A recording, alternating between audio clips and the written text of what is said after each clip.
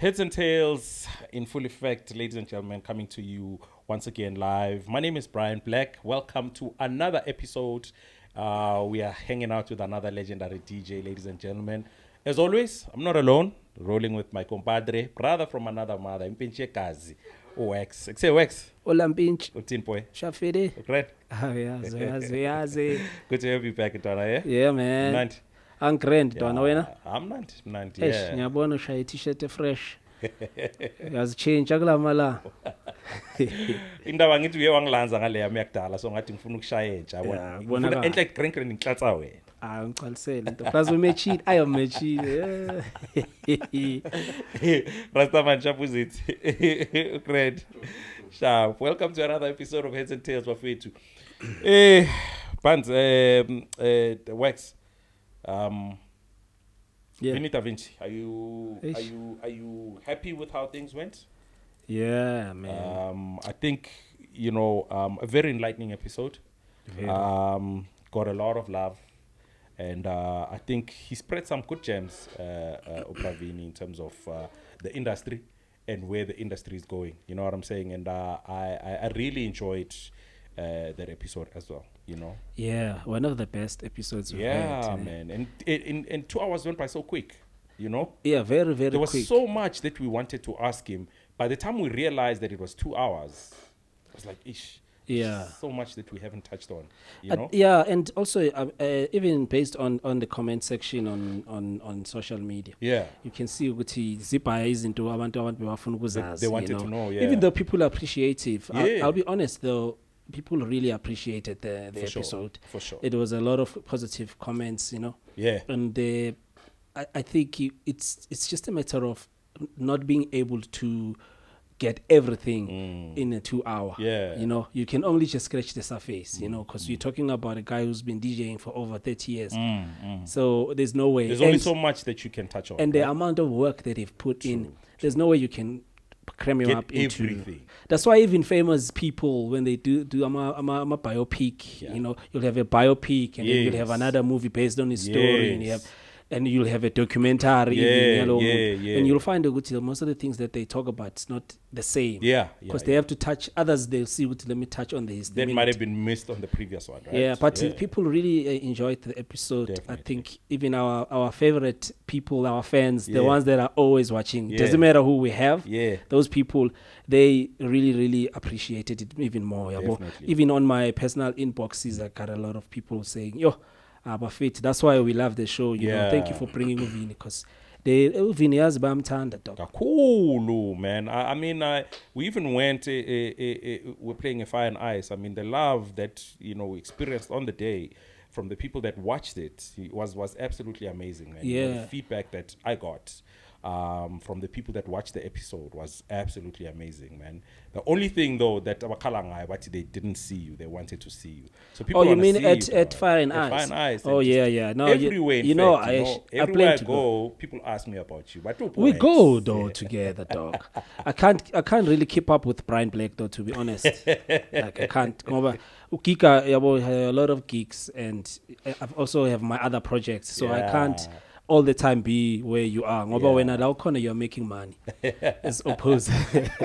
Mina ngivana nawe kanje wena uyahola mina. I'm sidekick, but I really want to be in most of these places. And we also do have fun with our guests. Of course. We usually do that. It's just this time I couldn't make it to Fire and Ice, but the birthday on the 15th.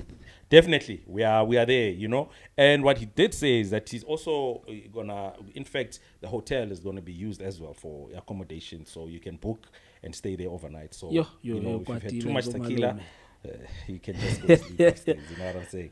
Nice. So, but overall, the episode very enlightening and very informative, and also very, I would say, slightly personal. You get to get into who Vin Davinci is. Really is, he did open up a bit, which was nice. Then you can be able to see him as a human being. Ukuthi umuntu naye uyaphila. As much as umbona busy everywhere, mara uyaphila. But other than that, very, very informative, nice, and to see ukuthi it didn't just happen overnight. Took work. It was years of work and groundwork and. And there's people before him, The OGs. Yeah, the OGs. That paved the way for him. Yeah. Yeah. Nah, shout out, man, to Vin Shout out to Vin Davinci. Davinci, man. Much love. So, yeah, let's move on to today's program. Are we going to go party with today's guest? Yeah, I mean, that's the plan. Okay.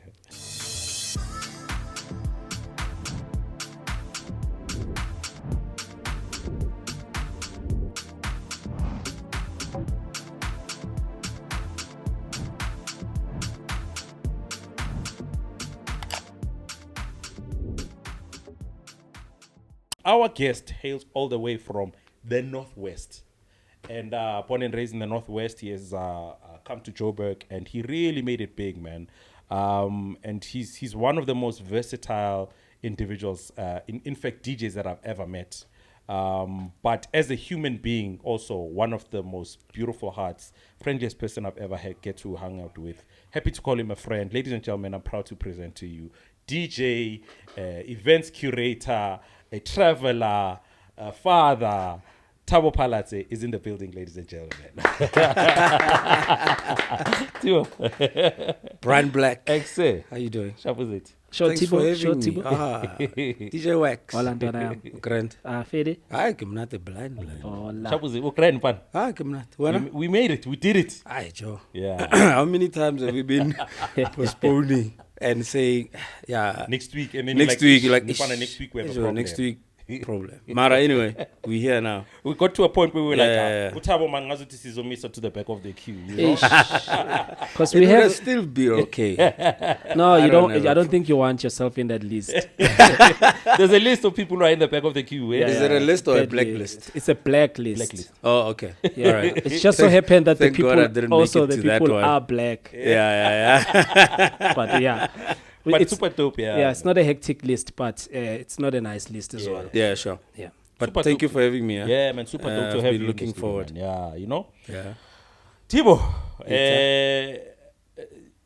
I think, for me, music, when I look at you, I see music as, an array of genres, Last night, before you came here, at home, what were you listening to? I was listening to Harry Belafonte. What? Yeah. So I have this thing during the week. Yeah. And I took it from my dad. Yeah. So on a Sunday, back in the day, he would know what his list for the week will be. Wow. Of You know? music to listen to. Yeah, to listen to, especially higher spanning. Yeah. And obviously back in those days, it was a cassette. Yeah. So my dad was very, particular with his music. collection. Yeah. Very particular. Yeah.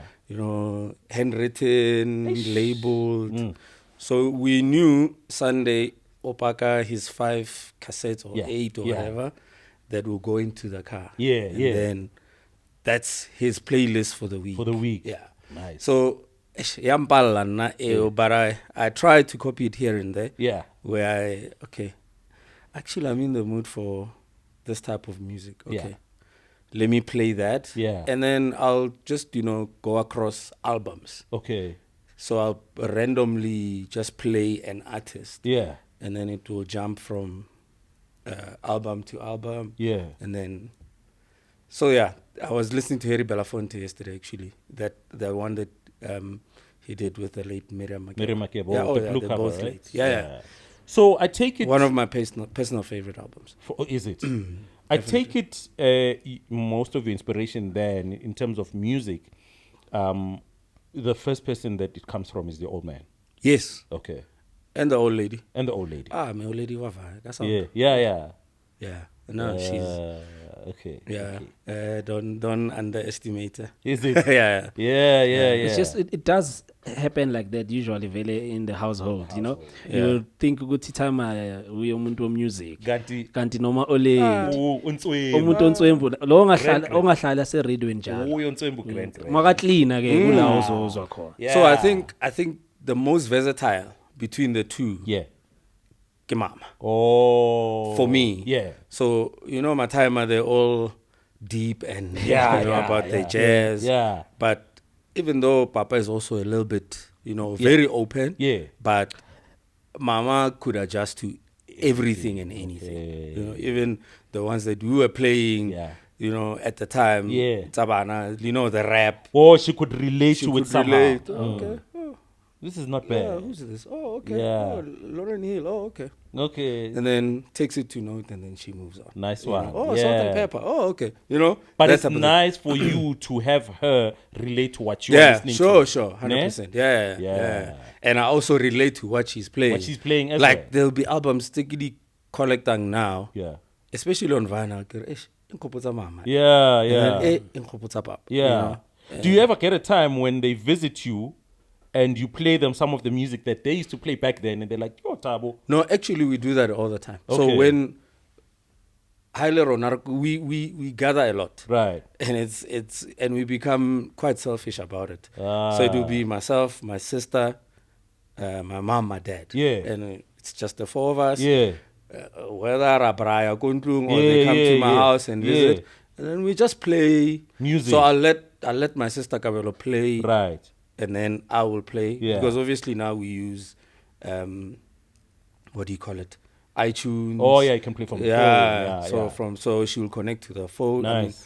to the system in the house, and Yeah. then she'll play. So we'll just play that, and then we'll give them also a touch of our own that we now recently listened to. So I take it the Palatses in general, you guys really dig your music. Yeah, and it's not even like it's no lie. Yeah. Not only even ko gae, I'm talking now. My aunts, my uncles, when there's a gathering, maybe someone is getting married or some, like all the generations, we would sing to a Bob Marley album. Man, all of us, that like is beautiful. from us as being kids, me as a 11-year-old, my sister as a 7-year-old, my cousins within the same generation, our dads, our uncles, our aunts, and we would sing, and it would be.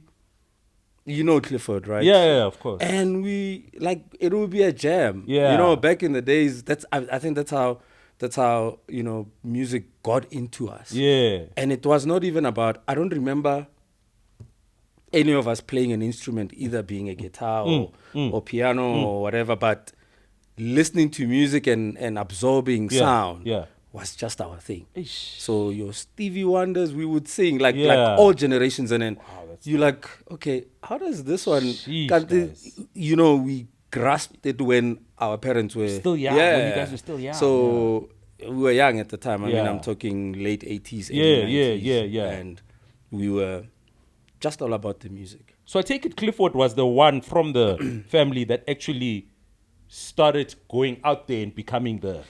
Yeah, so Clifford is the elder brother or is the younger brother? So how do you call it? Cousin brother. Yes. Oh yeah. So same. Yeah, so your parents are siblings. So his dad and my dad are brothers. Oh. Yeah. Okay. And you remember Doki? Yes. So Doki is. That's my guy. So Doki is Doki's mom. Yeah. Is the elder sister to the two brothers. Okay. Yeah. Okay. So it's actually a family of 6. So 3 brothers and 3 sisters. Oh. And then comes us. Yeah, the kids. yeah. That's beautiful, man. So but Clifford was the one that... Yeah, look, Clifford, Doki they were the party animals of the family. Yeah. But he is older than you. Yeah, definitely. Yeah, he's definitely older than me. He's born a couple of years earlier. Yeah. So they were the party animals of the family. Yeah. Bringing the music, playing cassettes, collecting music and all that. So, I mean, even Clifford's dad is very musically on point with his. Yeah, he's inclined to his music. And he also surprises me every time. Like I discover a lot of artists from him. Like me and him are very close. Yeah. So we would hang together. Yeah. He's got a love for music and classic cars. You can see Clifford is like his dad. Yeah. I'm not that much inclined with classic cars. I love cars and I love, you know, but I'm not so much into it. Yeah. So I would hang with him, maybe go and visit him for the day, and he will just play. And I'm like, Ramahol, who's this? Kimita Ramahol. Yeah. Ramahol, Kimang. I discovered Richard Bonner. Or through him. Through him. Ooh. I'm like, who's this? And like, oh, Richard Bonner. And then now I started following. Nice. I mean, this is like years ago. Yeah, you know? So I think the good thing about me is that once I discover something, then I just go, I go wild into it. Yeah, I go wild into it, and I'll see who they worked with, who's the band members. Well, you know, I'll just explore. Yeah, you know, and yeah. Born and raised Hebron. Yeah, so Kobo Papa. Yeah. Ki Hebron. Right. And then Kobo Mama. Ki Winterfeld. Oh, okay. Yeah. Okay. Ki Skandaf. Oh, yeah. Yeah, Kobo Mama ki Skandaf. So when you spent most of your youth Hebron or Winterfeld? A bit of both. Okay. Yeah, a bit of both. I think I was born Winterfeld. Yeah. Because obviously when I was born, my parents were not married yet. Okay. And then they married, I think, 3 years later. Okay. Then there was Hebron. Yeah. And then later in the years, the family bought a house called Mabopane. Okay. Sorry. Ranna Mabopane for a couple of years, and then Ramuvela Orchards. I don't know if you know Orchards. I've heard of Orchards, yeah. Yeah, then... so sadly, my paternal parents passed on. Okay. So the house was still there. Yeah. So my dad took over the house, renovated it where you were a couple of years ago. Yeah. Renovated the house and then moved into there. So now that's home. It's big yard. It's sort of like a farming type thing. The trees there. I love that spot. Yeah. I'm sure you enjoy going there, right? All the time. Yeah. All the time. A young Thabo Palatse back then, did you ever think at that, like in the 6-year-old Thabo Palatse, you know, go higher there's music, but did you ever think that your life would lean towards music? No. No. What were your dreams back then? What did you want to do when you grew up? So funny enough, I actually wanted to be, in the nature conservation. Yeah. That was my thing. Yeah. By the way, I was like, because I used to love watching animal programs. You know, my son loved those. Yeah. He loves those. So I always. So he's gonna end up as a DJ. Possibly. I didn't even look at it that way, man. You know. Possibly. So yeah, those were my things. I used to watch those programs a lot. You know, I think more than cartoons. I used to watch when they used to play them back in our days on Sunday night. Yeah. You know, so I used to watch those. I was like, this is what seeing those nature guys with rifles and stuff. I'm like, okay. Can you picture him, Tuana, with the khaki shorts? No, I can't. I can't picture him. Yeah, I can't picture you. But I mean... I name this one, so I can't picture you. You think so? Yeah. It might probably make the khakis a little bit cooler. Yeah. But yeah, man. So I think even with the khakis, so I matriculated at a agricultural high school. Oh, snap. So I was wearing khakis. Okay. But I somehow went back to it because, funny enough, you know, remember back in the days we used to choose a bundle of subjects. Yeah. So you'll have the languages and the maths and the science. Yes, and then others will do the commercial subjects, which were optional. Right. The easier ones. Yeah. About geography. So funny enough, I took typing. Okay, this one won't give me a lot of issues. So I'll put focus on my math and science and all that. And then the other one that was part of the pack was home economics. Home economics, yeah. Kante, home economics is actually biology, if you really think about it, because you have to know your ingredients, what they're made out of, how much of what. Yeah. So there is that element of biology in home economics. I used to like people that corner young shy big time. Mara, I carried on, you know, because there was the cooking element and the sewing element. So I made friends with a lot of people that do home economics. Yeah. Sometimes after lunch they would come back, pick something. Slice banana roll nyana there. Dude, yeah. You know, so that sort of stuff. So, but are you a numbers guy? Yeah. Yeah, and I think that I took from my dad. You know, my dad doesn't use a calculator in him, like at all. You'll find Nalema high trying to make something out of. My dad would be looking up the roof and like 600 and whatever. Hey, and the multi-calculator.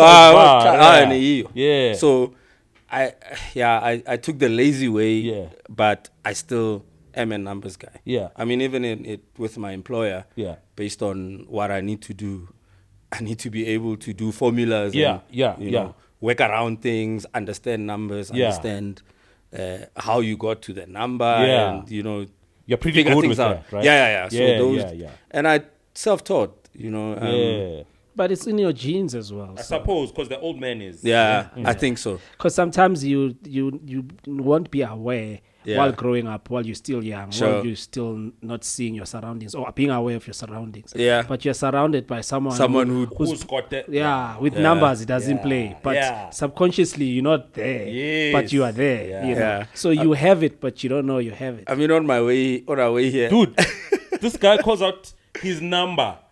Like, you know, a number, like card. Yeah. Let's say your debit card your or something. bank card, yeah. Long K. We are last number. That's like 16 numbers or something. Yeah, and I called it 2222. I'm like, what the hell? You see. Guy? Yeah. So yeah, I'm a numbers guy. I think. Yeah. So you coming from a family that there was a lot of musical high. I assume you started collecting music at a very early age. Yeah, so, well, I mean, with cassettes and all that. Yeah. Remember, Ronan Rengwala Dipina in a book. Yes. You're that old. Yeah. To write the lyrics. I used to write the lyrics, even though but you know, we used to do that a lot. Yeah. Play rewind. Superwoman, or what does it say? I know. You just write whatever you could figure out. The funny thing is that they ended up saying, you know what, let's rather release albums with the lyrics. Yeah. Because we struggle so hard. So much. You know, quarter blind, Kereka CD, Agibula sleeve, it has no lyrics. Yeah. Why? I want to know this song. Yeah. And I guess it goes to, because obviously, growing up as well, we went to church. I was in the choir for... You sang? Yeah, big time. Oh. So the Avant-Garde Troupe can have a choir. No, so I sang. I mean, I was in the youth choir. Then I was in the church choir. Okay. At some point, I was the lead turner in the choir. I remember one of the competitions, I think we came position 2 in our 2 or 3, I can't remember, but I was in the choir. Sheesh, and my guy. I could do like proper tenor. Yeah. You know, but I think Trevor was too deep into it. Okay. For me, it was, you know, we Lutheran by religion. Okay. If you realize, Kochai Kerek is right next door to the house. Oh yes, yeah. Just next door. Yeah. So, Harakola, my grandfather Nakiela. It's time for church. When he's out, the house must be locked. Oh. So everyone must be in church. In church. So Sunday school, and you had to take, you had to have some form of activity that you do within the church, whether youth, depending obviously on your age, which age group you belong to. So after church, you stay behind, Sunday school, youth programs, choirs, camps. You know, there was a whole lot of. So I got involved a lot into that. At some point, I was chairman of the youth. Wow, man! But I mean, it's I guess all these things, you know, come later into effect. Where you're like, okay, so these things are actually, there's a click. To all of that. How do you then get exposed to DJing? So I knew of DJing, You're right, but I hadn't seen anyone doing it live. Okay. So the first person I saw doing it live was legendary Positive K. Positive K. Yeah. Legend. Yeah. Brakala. Mm. So just a bit back in high school, Yeah. I was one of the, because remember our school was sort of multiracial. Yeah. So even when we have socials, Yeah. What is sort of multiracial gig? No, you had one or two white people, or well, here and there, you know. in drips and Yeah, drabs. drips and drives here and Yeah. there. But it started off as a predominantly white school. yeah. But then obviously Ratsena, Yeah, Rona, yeah, and yeah. all that. So I was one of the trusted guys for Music. Aha. So so I used to, and this is like I'm taking about hour and a half drive from home. From home? Yeah, this is you know where Wombat is, Varambat. Yeah. Wait, you travel there? Or No. really boarding school? Oh yeah, boarding school. Oh, okay. But highly weekend they're social. Oh, yeah. Or the weekend before. Oh, yeah. I used to come home. Yeah. Go Positive K. So he used to do Mixes. recordings Yeah. at his house. Yeah. Go zone 4. Zone 4. Yeah. Tina Bexendo Fire. Yeah. And then I would, the Quietos, the house. Yes. Yes. He'll give me maybe 2, 3, 4 cassettes. Yeah. And then I How- go back to school. But how then? Okay, maybe I'm the one who's in the dark. But how do you connect with him? Through Clifford. Okay. So Yeah. he's friends with Clifford. Yeah, very, they were very close. Yeah. I mean, at the time, probably Kala was big. Yeah. Yeah, let me not say probably. He was big. He was We knew of We him. always know him as a big we DJ. knew of Yeah. him, and everyone was his friend. I mean, I remember when Kala had gigs, Yeah. wherever he went, there were like cars following him. Microbuses. Yes. Like cars. Yes, Following, like Kala yes. says, I'm playing Korastenbeck. There's like 6, 7 cars Following him there. Following him. To a Bavale. gig. Yeah. Yeah. Kala goes to Mafikeng convoy, So the first time I saw him, when he did the tapes for me, Yeah. I didn't see him. All he does, I'll just go to his house and then he'll give them to me. Oh, and then that's it, and I leave. Okay. So there was one time where there used to be a club called Dreamers in Sunnyside. Yes. I was not old enough to get into that club. Yeah, I was underage. Yeah. And then What year is this? 90s? Yeah, early 90s. I Yeah. think it was 95. Yeah. Somewhere. No, not even 95. 93. Yeah. Somewhere there. Yeah. 94, 93, somewhere there. And so he had a guy who was a common friend to my brothers. Yeah. About Clifford and the others that you don't Yeah. know. Called Max. Yeah. So I was chilling with Max. Max came to my aunt's house. So now Kala had to play at Dreamers. He had to go to Dreamers for a gig. Yeah. And then Max was like, Joe, Arva. He's saying this to you? Yeah. Yeah. I think I was 14 years or whatever. Yeah. And then we went to Kala's house. Yeah. We picked him up at Vana. Crate. Yeah, the crate, the orange crate, the milk one. Yeah. We get into the car. When we get to Dreamers, the bouncer said, Not this not light. this one. Yeah. So they had to now get hold of the owner. Yeah. So we had to go to the back. My back door. Yeah, I think it was staircases going Yeah, into yeah. So they put me in a DJ booth. They took a bar stool. Yeah. They put me at the back of the Ish. DJ booth, like when I sit Salara, there, yeah. no one must see you. Yeah. Like, okay, and I chilled. Shame, man. That's when I was first exposed exposed to, to yeah. turntables. I know a turntable from home. Yeah. But I didn't know that a turntable can do this. What it so was I'm doing. looking at Carla doing that. I'm like, okay, what's this? Okay, there's 2 of them. He's playing things. And my dad has these things. Yeah, I'm like, yeah. okay, didn't go hide it. I'm going to do this. Right,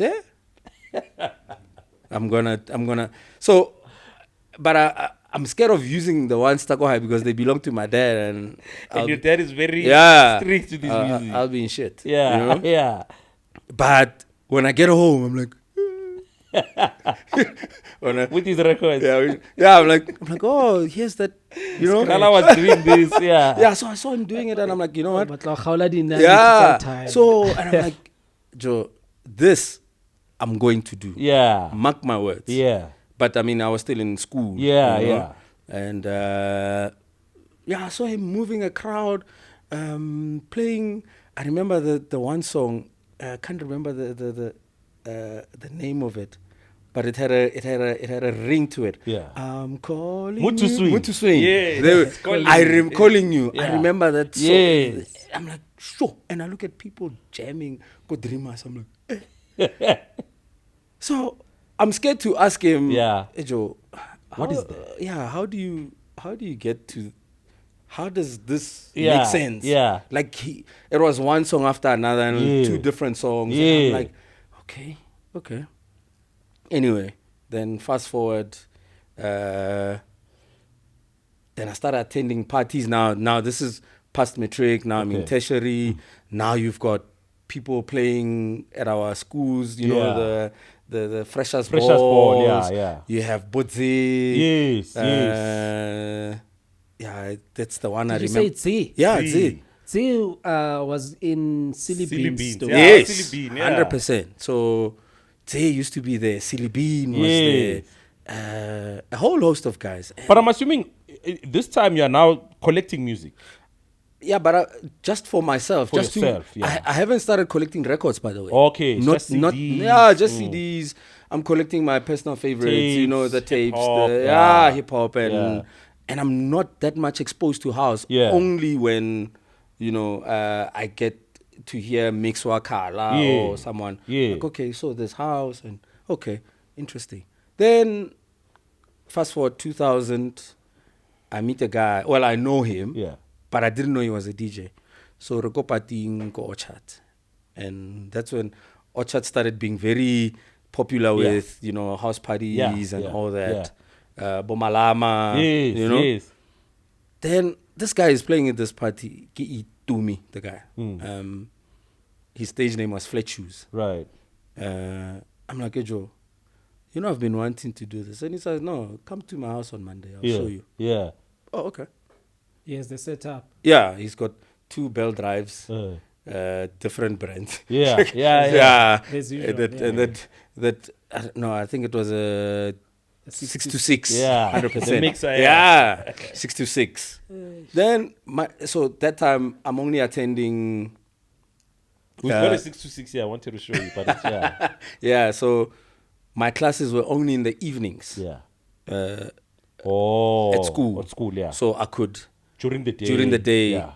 First thing Monday morning, 9 o'clock, I was at his house. Ish. Yeah. Couldn't wait. Yeah, I couldn't wait. I Yeah. couldn't wait. Got in there.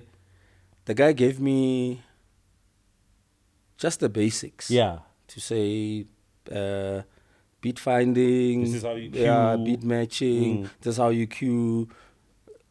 I have no clue what I'm doing. Yeah. Headphones. And he gave me 2 records. I remember one of them was Second Shift.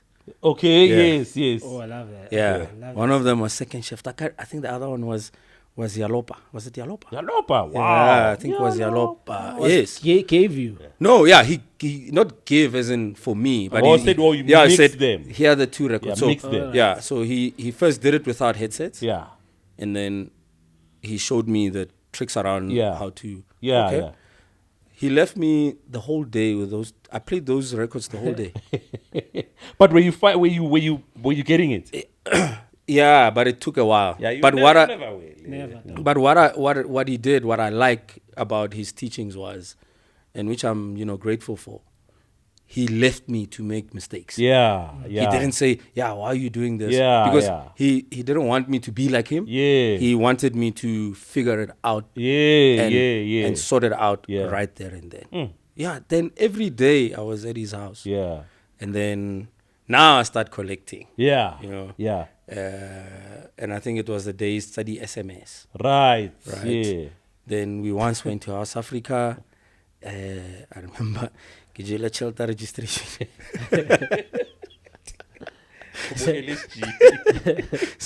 so Gijela Shelter registration, but not all of it. Yeah. You know. Yeah. Said to my mom, this is what's required for registration. Yeah.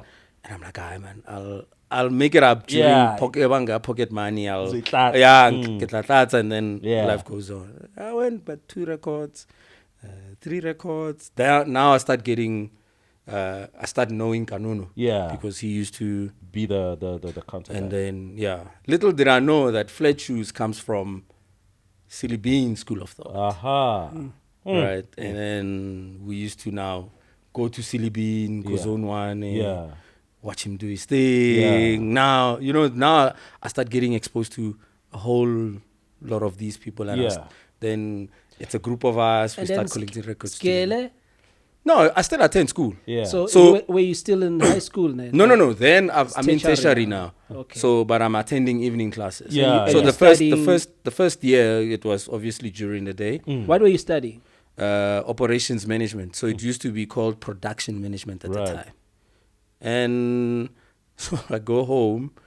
So my dad can see this one. He's starting to, off rampa in terms of school. The results, and stuff. yeah. And not, also not good. Ronaldo records. Sometimes I see Vanal, I see. Yeah. And he set me down. He's like, Ejo, what do you want to do? Be like, because Papa, Scala He's like, Scala first. Yeah. So by then you told him, Guti, I would like to do this. Yeah, I would like to do this, but he said, hold on. Yeah. Okay. What is it that you said you wanted to do? Huh? You wanted to be a DJ?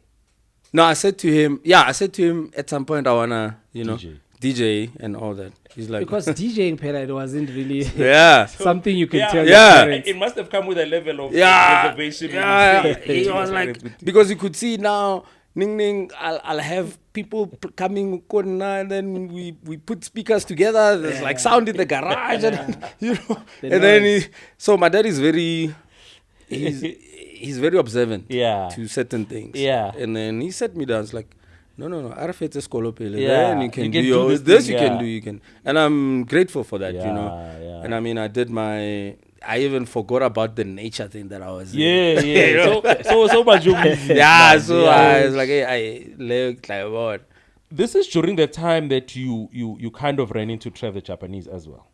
No, I ran into him much later. Is it? Yeah. So I think in terms of stages, I got exposed to Silly Bean first. Okay. And then Kanunu. Yeah. I was very close with Kanunu. Okay. Like, big time. Okay.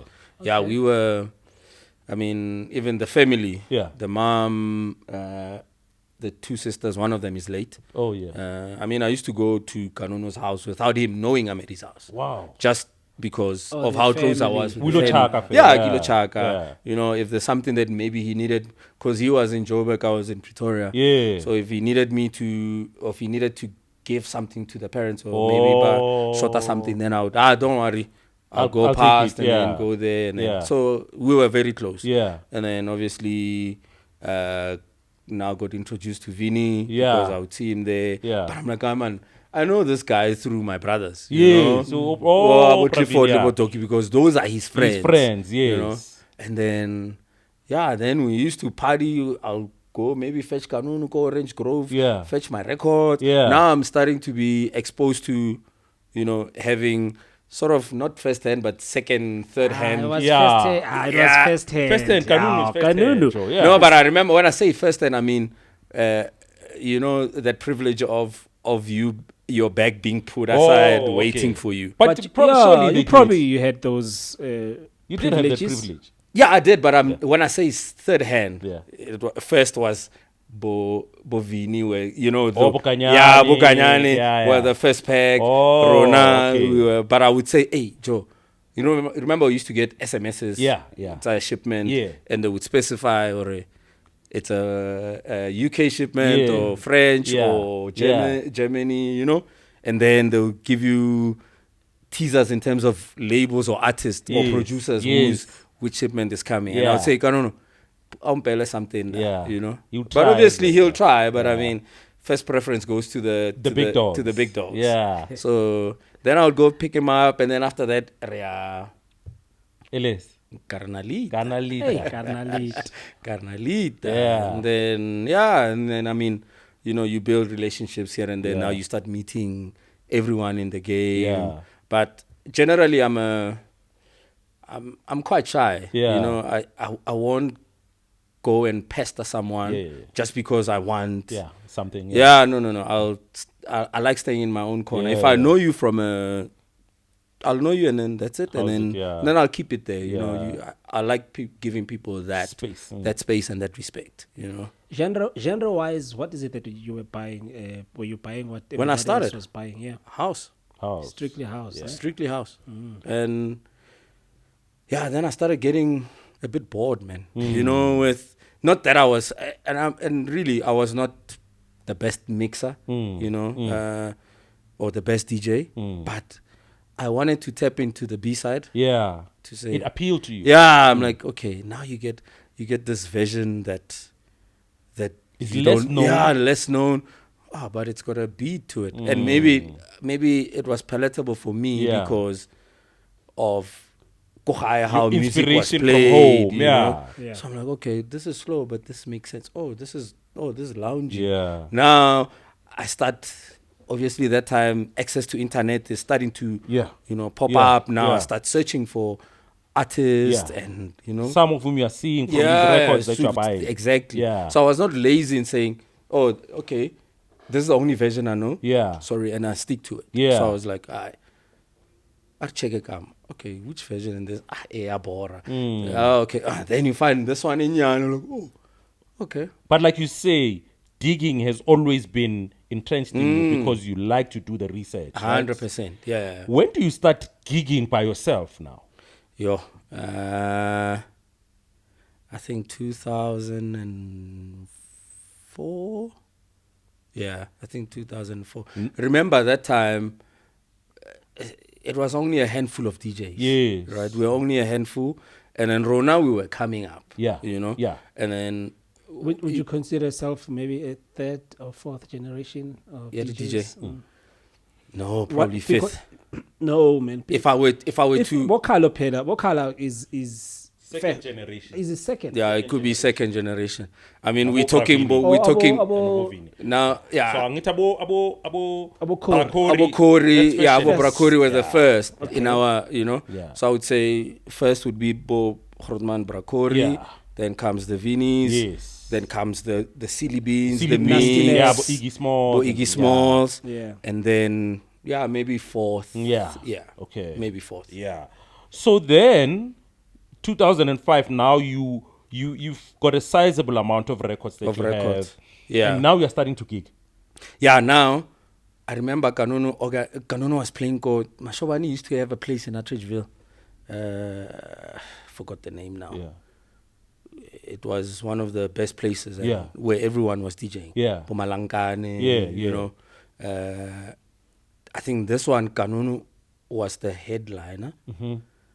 And then I asked him, I'm like, Ajo, ere kitlele bag. I mean, the record bag, I don't use it. You know, I have to use these records. Yeah, let me use them. And I went, and and that was my first gig, and I think it paid. Oh snap! Something like I think they gave me like, I don't know, I think $1,000 or something. Damn, which was a lot. Time, yeah. That's more than 10 records. We're talking Mashobani here. Of so course. So you know what I mean. Yeah. So then I started, you know, even the guys that I used to collect with, I sort of branched out from them. Yeah. Because now I want to spread my wings. Yeah, you know? yeah. And now valid celebrity anyway. Yes. Yeah.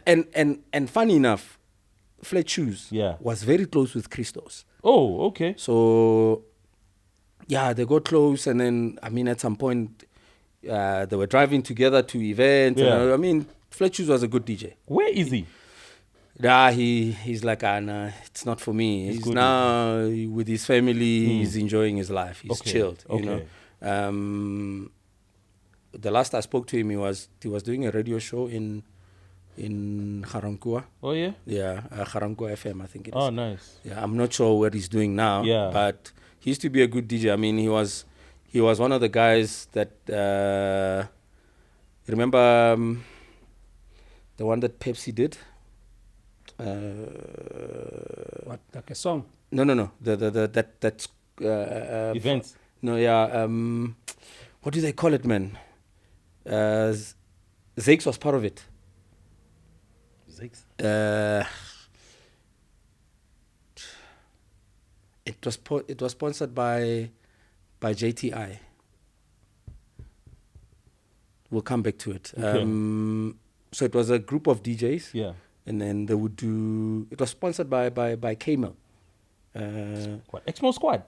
Not the crew, man. The actual event. Yeah. So they would. They collected, put a lot of DJs together. Yeah. Yes. And they had Camel sponsoring. Sponsoring them. I also remember that. Yeah. They used to wear some. They had some uniform of it. I forgot the name, man. It will come. It will come back. So we took him. He entered that competition.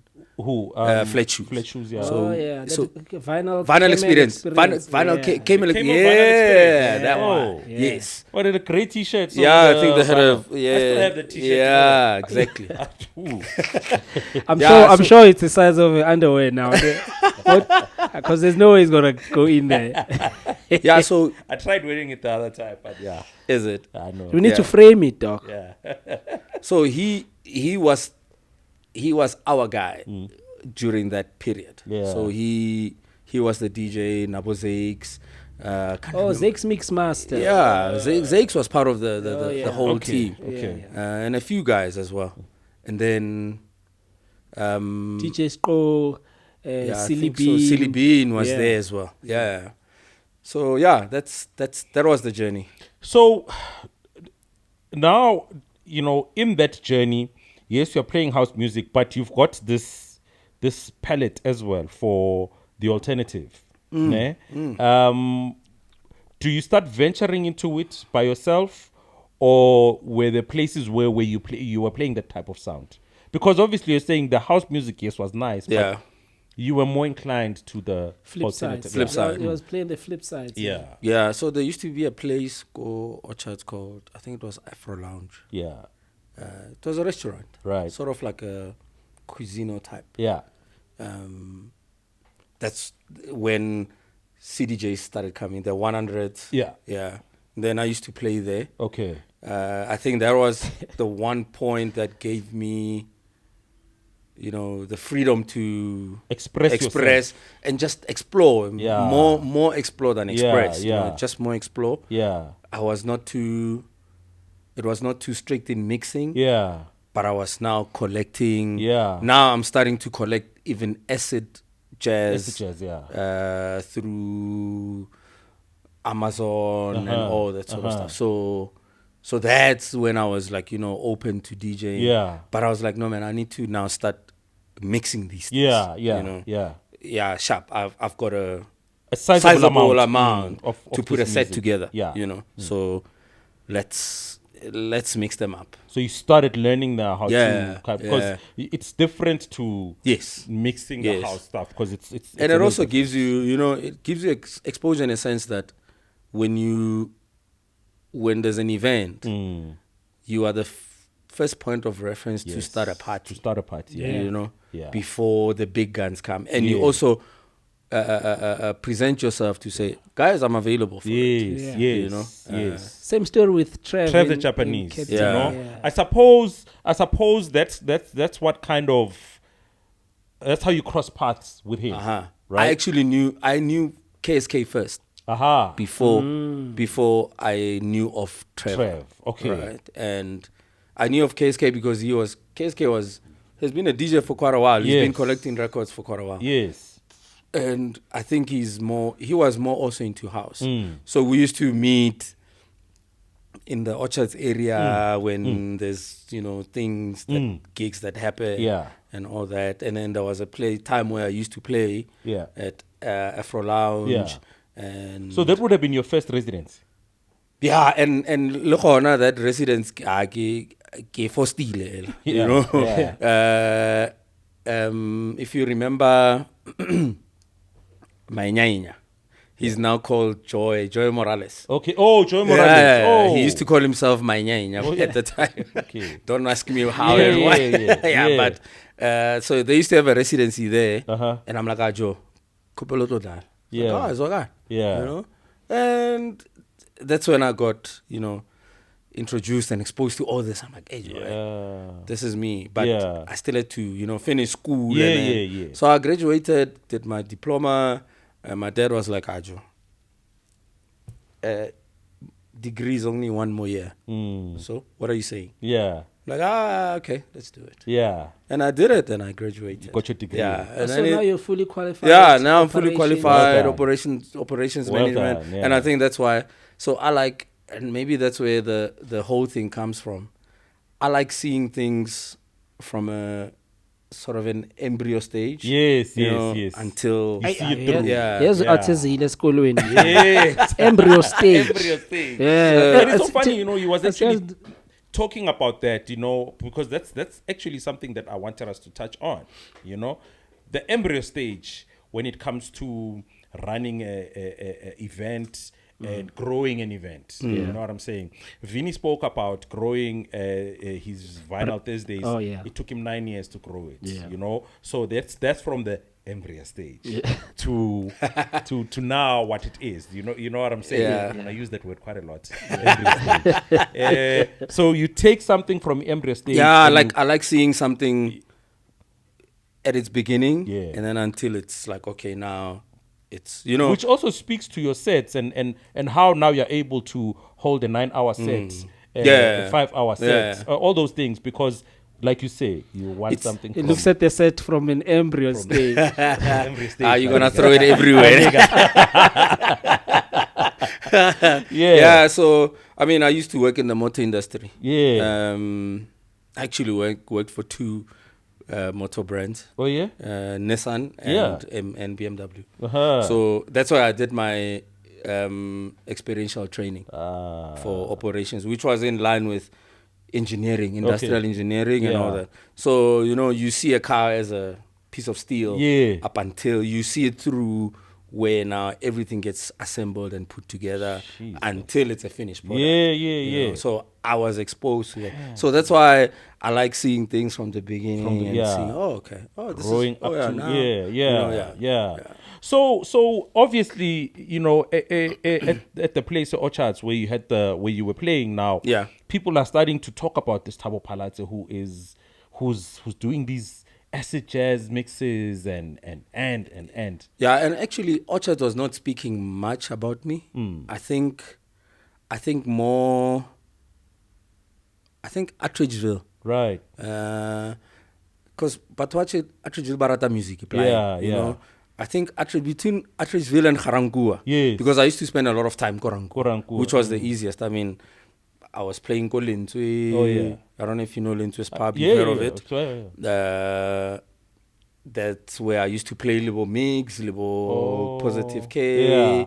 So Rankuwa was the hub of good music. But at that time, I was playing house. Yeah. But when I crossed over into now looking at the alternative part of the sound, I think Attridgeville gave me that because they adapted easy to it. You know, which I don't know how, but I mean, it just became a thing where now that's when, you know, elements of life came into play, and then you know, you would listen to that acid part of then I would play it and somehow mix it, and I think that, you know, just opened that exposure. Safe to say then that the alternative side of things is what exposed Thabo Palatse to the world. Honestly speaking, yes. Yeah. And I think me being part of Avant-Garde. Yes. Also, you know, sort of propelled. Trev tells the story because we knew Avant-Garde being Okaya, Trev, and Skin Deep. And Skin Deep, yeah, sure. And then Skin Deep pulled out. He tells a story of how because they had known you and because they had booked you for so long, they kind of called you and said, Danga, would like for you to be a part of the Avant-Garde. Yeah. That phone call, was it a natural, yes, I'd be a part of it, or let me think about it? No, man, it was a no-brainer. I think, because obviously I was now attending a lot of avant-garde events. Yeah. And at the time it was Avant-Garde Vintage Lounge. Right. So I knew what they were all about and which I was, aligned to a lot. So then how it came about, Trev calls me. Arajo, and this was, I think it was 2016. I was actually, 2 days later, I was flying to Miami. Okay. So he calls me, he's like, Ejo, Ernale a proposal, but Kaya will come and talk to you about it. Okay. So then Kaya met with me, and then he brought the idea to me. He's like, Ejo, we like how you carry yourself, how you move around, and how we like your work ethic, and we need of a partner. Do you mind? And it's like, oh, of course. Yeah. I mean, that time now I'm close with Trevor more than I am with Kaya. But yet I met Kaya first. I mean, Kaya is not really that social, not a social being, but Trevor was, and I mean, I met him a lot with Vinny, with that's when the times Thabo Triple B, with John the Baptist. Yeah. So when Trevor, you remember, Trev started with John. Yes. With Triple B. Yes. And then I attended. Yeah. Then Trev had to relocate. Yeah. Because of work. Yeah. To the Eastern Cape, right? Yeah. And I think the one person who had influence into me joining John on Thursdays was, besides Trev, maybe they had a conversation, but the one person was Dr. T. Yeah, shout out. Easy. Yeah. So he called me and said, Joe, I hear Trevor Wavaya, and I think it would be a good thing for you to join John. I'm like, no, let's do it. Yeah. And I went. This is a Triple B. Yeah. I did Triple B, I think, if I count correctly, probably 6-7 years. Oh, sure. And was this, it was just before Soweto Avant-Garde thing? Yeah, I think it was in the mix. Later on, that's when I joined Avant-Garde. But I had already started with Triple B. Yeah. And Triple B was so musical, Joe. You could play alternative at 10 in the evening. On a Thursday. Yeah. And it would jam. I mean, I think you remember that. Dude, remember those times. Personally, that's when I started getting exposure to Thabo Palatse. That's when I started knowing Thabo Palatse. And I was like, shit, this guy is fucking on point. You know? One of the things that I like most about the Avant Guarde Troupe is your ability to move around and expose the brand to as many people as you possibly can. Not just in South Africa, you've moved abroad as well. Yeah. I'm more interested in you guys abroad. Where are some of the places where you've played abroad as the Avant Guarde Troupe or as Thabo Palatse as well? So, so our first travel together was Japan. Right. This was 2016. Yeah, 2016. And that was a testing year for me because I had just come back from Miami. So, I've charged all my savings. Financially,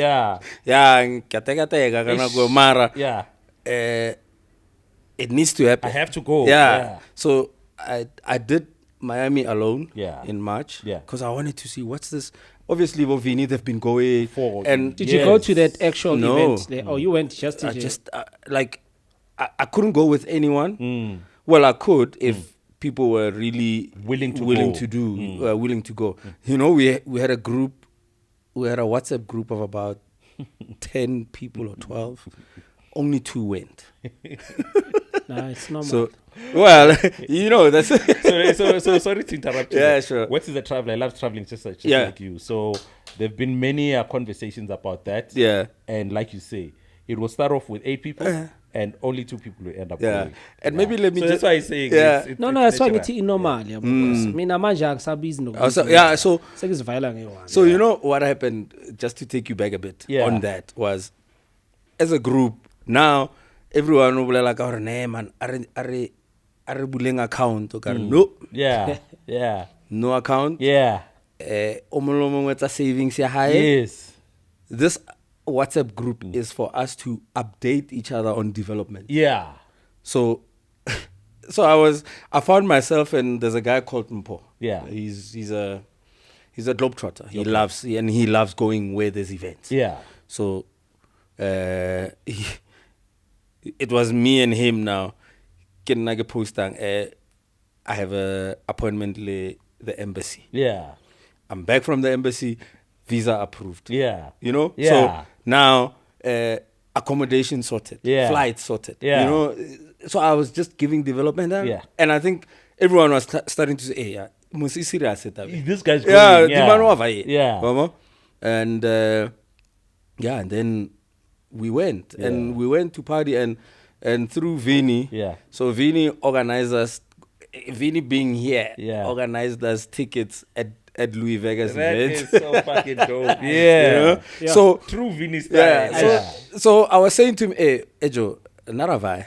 He's like, no, Sawara, Kimchaite Damani, Utlale Sota I'll out. sort you out. And then I spoke to Louis. Yeah. So he gave me his number. Yeah. And then spoke to him.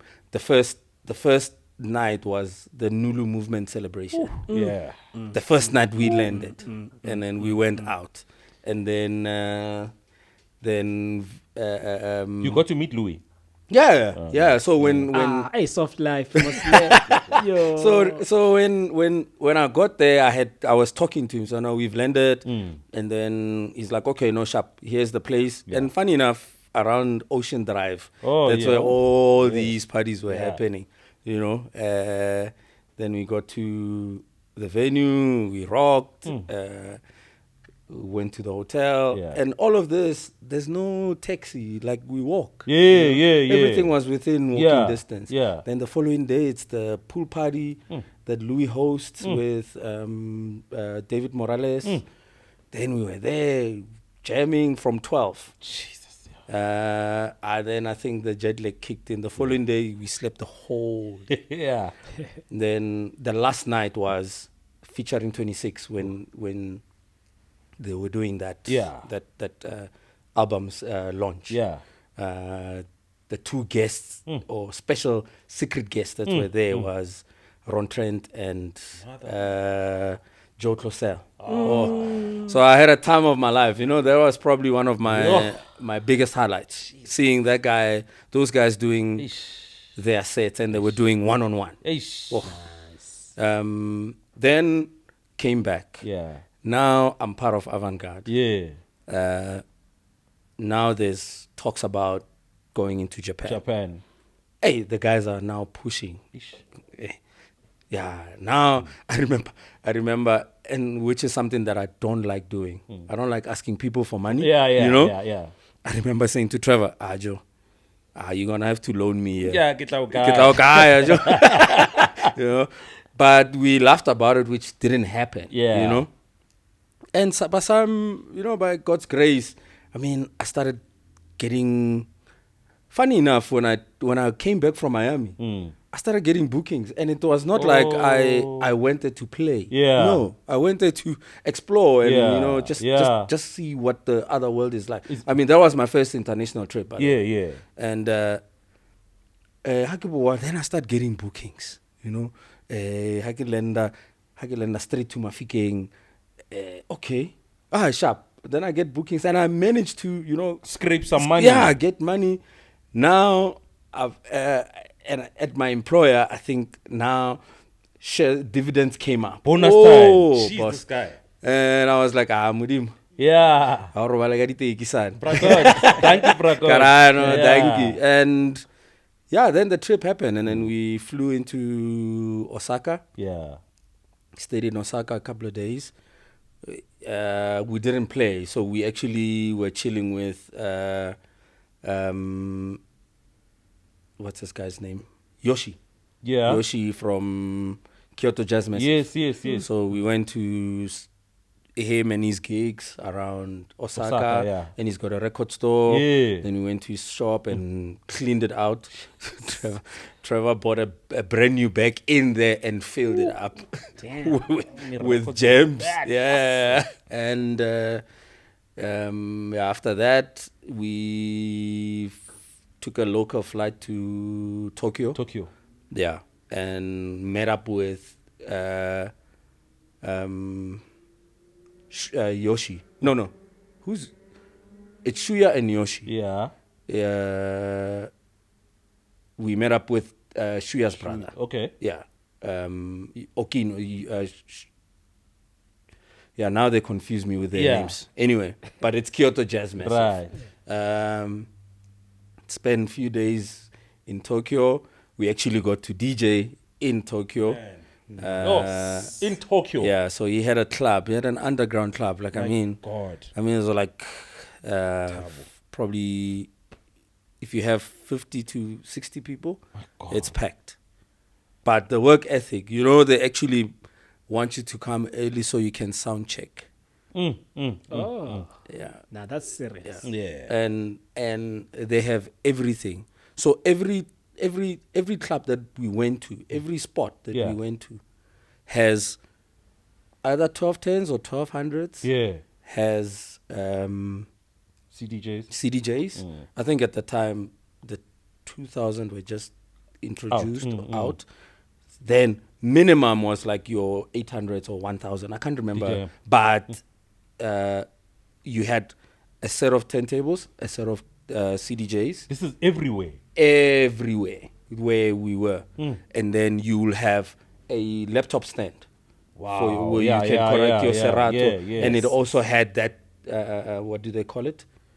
That you connect to. Yeah. So it wouldn't be a matter of you bringing the entire thing. Oh, the actual thing that you put the console. Yeah, yes. So all you do is you just have a link into your laptop. into your laptop, and then you go to So if you come there, you say, "Hey, I forgot my things." don't worry. Yeah. You are sorted. That's how it is. What the fuck? And then we played there, and the reception was good. Quickly, the two differences, like in terms of nightlife, Osaka and Tokyo. Is there a major difference? Yeah, I think Tokyo is more the fun. That's where the high life is. That's more high energy. Yeah. Joburg, basically. Yeah, sort of Joburg. But with Osaka is quite chill. But people do, we actually even went to Kyoto. Sure. When in Okaya, you had a problem because you had to choose between the records and the clothes. No, I went the records way. You didn't buy the clothes? No, I actually bought. I think I bought 2 or 3 items or something like that. Yeah. But remember, Zagan is staying that much. Okay. Because I just had to make I had to prioritize. Yeah. I mean, even with records, I didn't go wild. Yeah. As I would normally go. Yeah. I would, I just collected a few, and I'm like, okay. Yeah. This would be good for me. You've also played in Brooklyn, New York, right? We didn't play in New York. We played in Chicago. Yeah. Right. You've done the UK as well. Yeah, UK I didn't do with Avant-Garde. Yeah. I did with a friend of mine, with P-Day. P-Day, right? Yeah. This was early this shout out to year. P-Day, man. P-Day, man, yeah. So it's safe to say you've traveled and you've played internationally, right? Played in Brazil as well. Brazil as well, in the places that you've played around the world, what's been your most favorite? So don't include South Africa. Yeah, no. I think my most favorite, funny enough, was Germany. Why? Those people are easy, eh? Like they, me and my lounge and my boss are, Dusty, who was here for Treftober. Yeah. So he got us a gig in Munich. Okay. So we played there at some small club. Yeah. Beautiful. Beautiful. Yeah. You could play Kwaito and they would jam. They'll jam. At 3 a.m. in the morning. That is dope. Yeah. I think that was my favorite spot. And I mean, for me, I've not been so exposed to big concerts or big shows. Yeah. It's always been, the small intimate clubs. Yeah, That's basically that. But your biography then, Thabo, includes some good places. You can be labeled as an international DJ, right? I'd like to think so. I would like to think so. No, but I mean, if you've played in 5-6 different cities, you are an international in different DJ. countries, yeah. Does that equate to your invoice? Yeah, actually. Remember, part of what you do is build on your profile. Right. Yeah. In most cases, you travel because you want exposure. Yes. You want to see how the world is doing it. Yes. Sometimes you even do it from your own pocket. Yes. And then later on you get to negotiate with places and venues so that they can, bring you. You're already there, so they don't have to cover a lot of costs. Yeah. But it's all in the name of building your own profile and So what I'm trying to get at here is, what does something like that, you being exposed to playing internationally, what's the value that you add when you come and play in South Africa from all of those? Look, you people look forward to hearing what you're going to do. Yes. You went there to probably collect, Yeah. number one. Yeah. And they also want to hear, will he play different from the last time I heard him? Heard him, yeah. Will his demeanor, his attitude, his energy feel the same? What story does he have to can he tell? Yeah. Can he tell it differently, but it hits home? Yes. Yeah. I think that's the value. A couple of you guys have been playing internationally, so the argument has always been for these guys that get exposed to the international stages and they come back home, and that's the reason I'm asking you. The justification behind the invoice is based off the experience that you get from gigging abroad and what you bring back. Yeah, look, I mean, it also goes with sort of your beliefs. Right. I think for me, let me speak for myself. Yeah. I wouldn't say, okay, get London, so get charge extra. Yeah. And it depends who I'm speaking to. Yeah. But at the same time, you need to say, this is your brand. Yeah. You actually are taking good care of your brand, and it needs to speak such. Yeah. Yeah. You can't still charge the same, and I'm being blunt about it. Yeah. You can't still charge the same, whereas you've been to so many places where, you did it in the interest of it. At the end of the day, you being there, it exposes you to more, and even your brand locally will stand out because they say the guy is taking his brand serious. Yeah. But I mean, somehow the alignment needs to happen. Because what you got exposed to needs to translate to how you present it when you DJ. Yeah, exactly. Right. And this there's a lot that you will learn.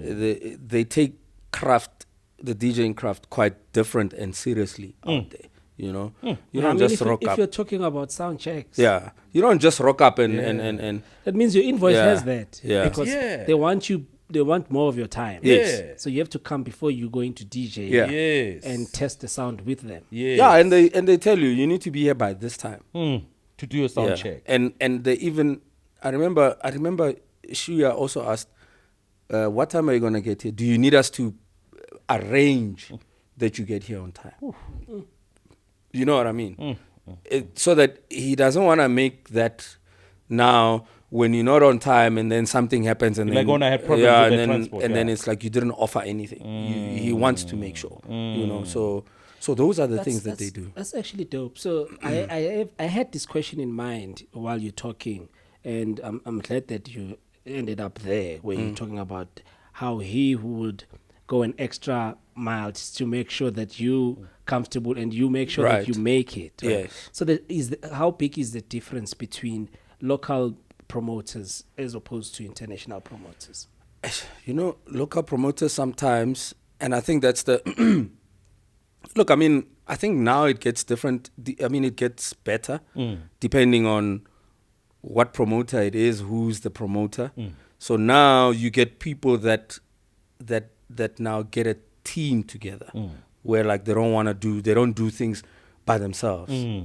So I'll have you saying, you look after the DJs. Yeah. Send them the time slots. Yeah. They need to be here by this time, etc. and so on. When they're how here, you you do take it, care of yeah. them. And we practiced a lot of that at Avant-Garde. Yeah. So with Avant-Garde, what we used to do is every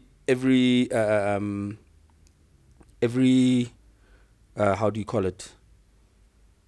Every service provider, right? Yeah. We would do a quick agreement, one-pager agreement to say, okay, you are responsible for images, as an example. You're going to do images and everything else.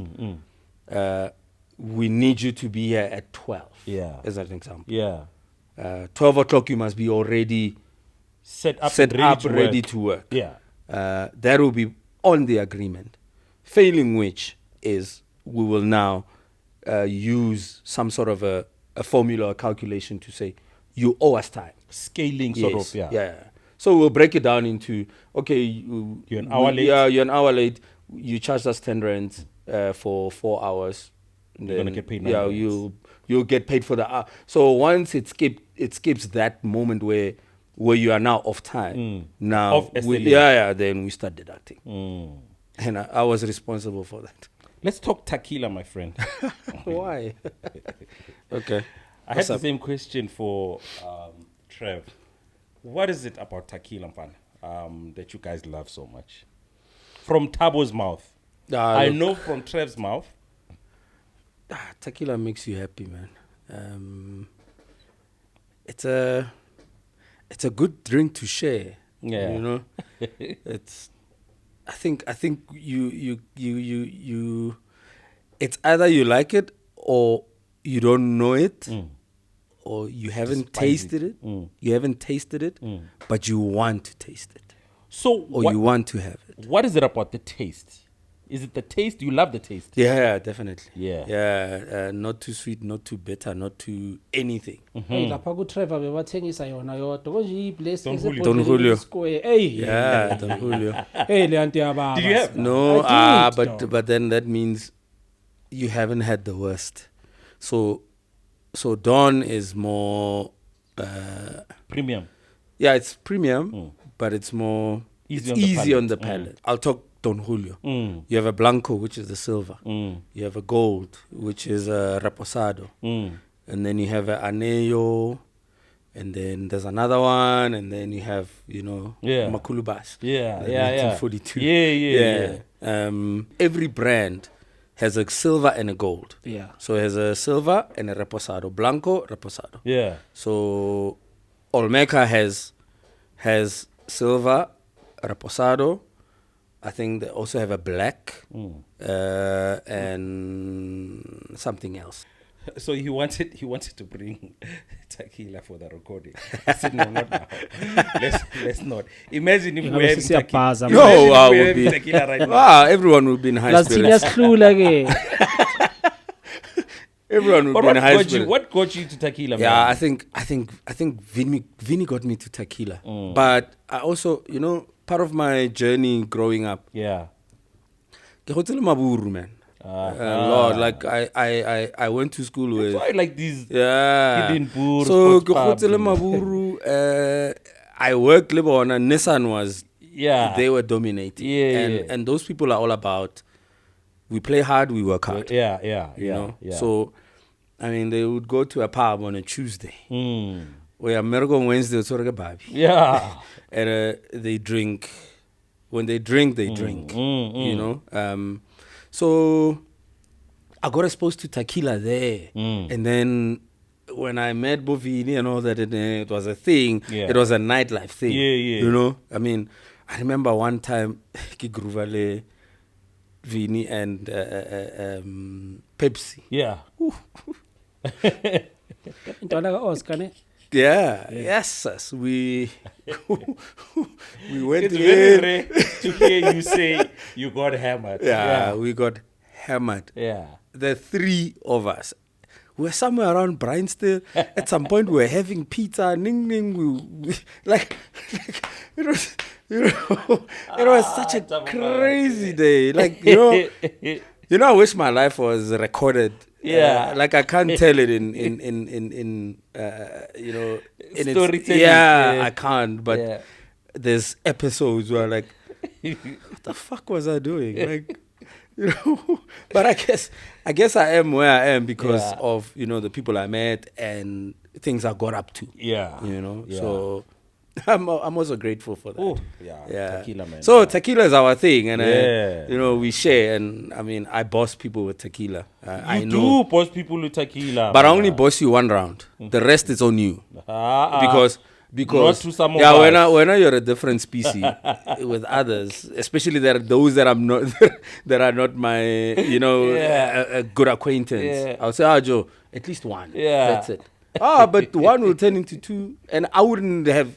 I would say, do you want? And then it's up to them to say yes or no. Man, you know what I mean? Yeah. But tequila is our thing. Yeah. What I'm picking up though from your relationship with our Trevor, our KSK, our Skin Deep, Uvini, is that there's a lot of this tequila thing, but also like with Trevor, Outie, who's a professional in another field, away from DJing, and also you have a degree in operations management. And I'm not practicing that, by the way, right now. Oh, you're not practicing? No, not funny enough. Funny enough.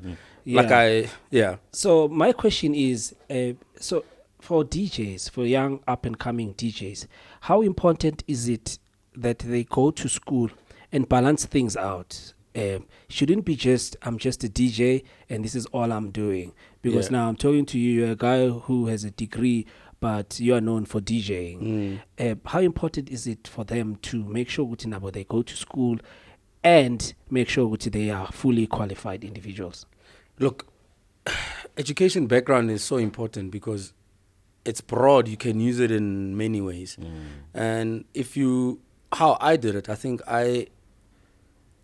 through the drive from my folks was more do that and from there do your thing.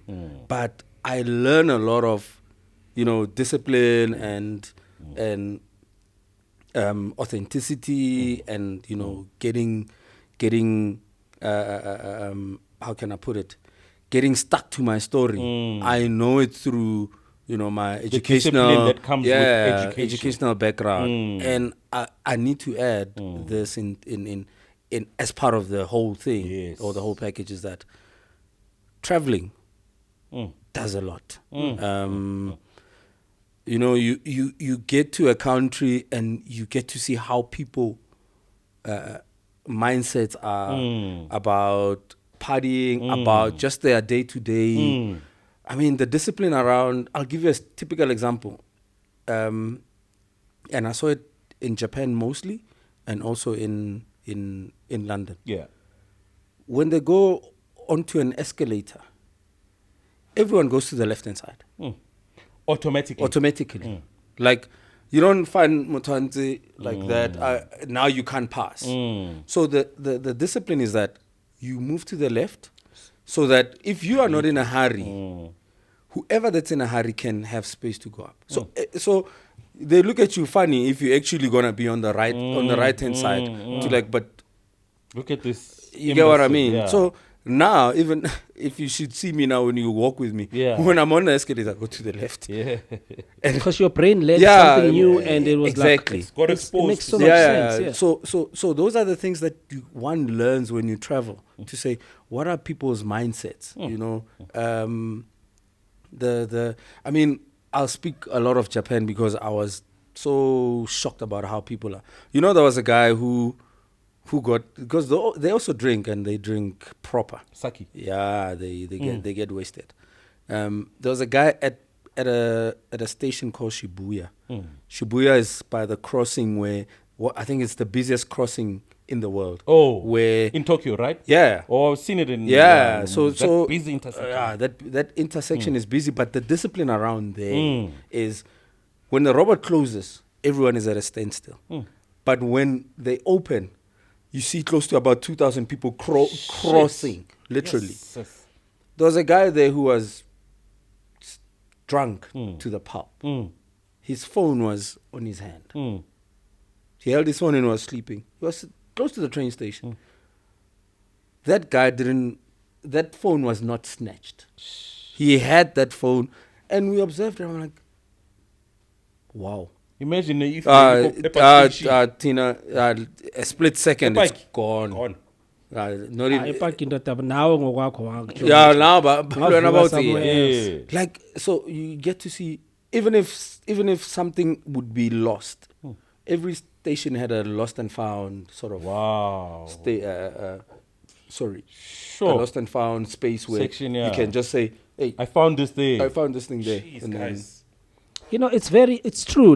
I also want to reference a story, Sam, which changed me, as a out from a cast from Soweto to where if we told him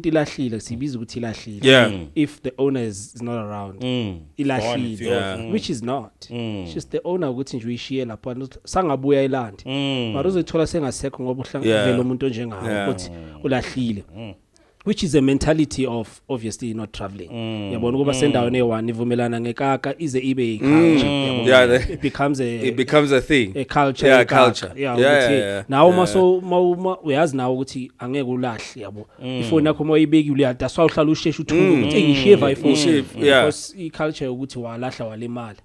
So I was in Lagos and this guy took me to Lagos island where it's a CBD basically as a Lagos, which is crazy full like full and there's ngabona mazaza yabona la bantu babhayisa mazaza but he's a walking guy yabo wabhayisa awalker this guy and I wanted to buy so I was busy trying them on and I think maybe on my third classes I'm like he has a mirror I need to put in a mirror I'm like these are the ones these are the ones and I'm with the guy who's helping me the driver the guy who's moving me around a guide kanti kuzofika bohatara which they are not allowed to sell in public same problem we have here in Johannesburg so the guy gets arrested bamkuka wala bamkuka sasibheke kumira bamkuka ngibona imiri ya move bamthatha bamfaka etruckini now the guy is gone he's arrested.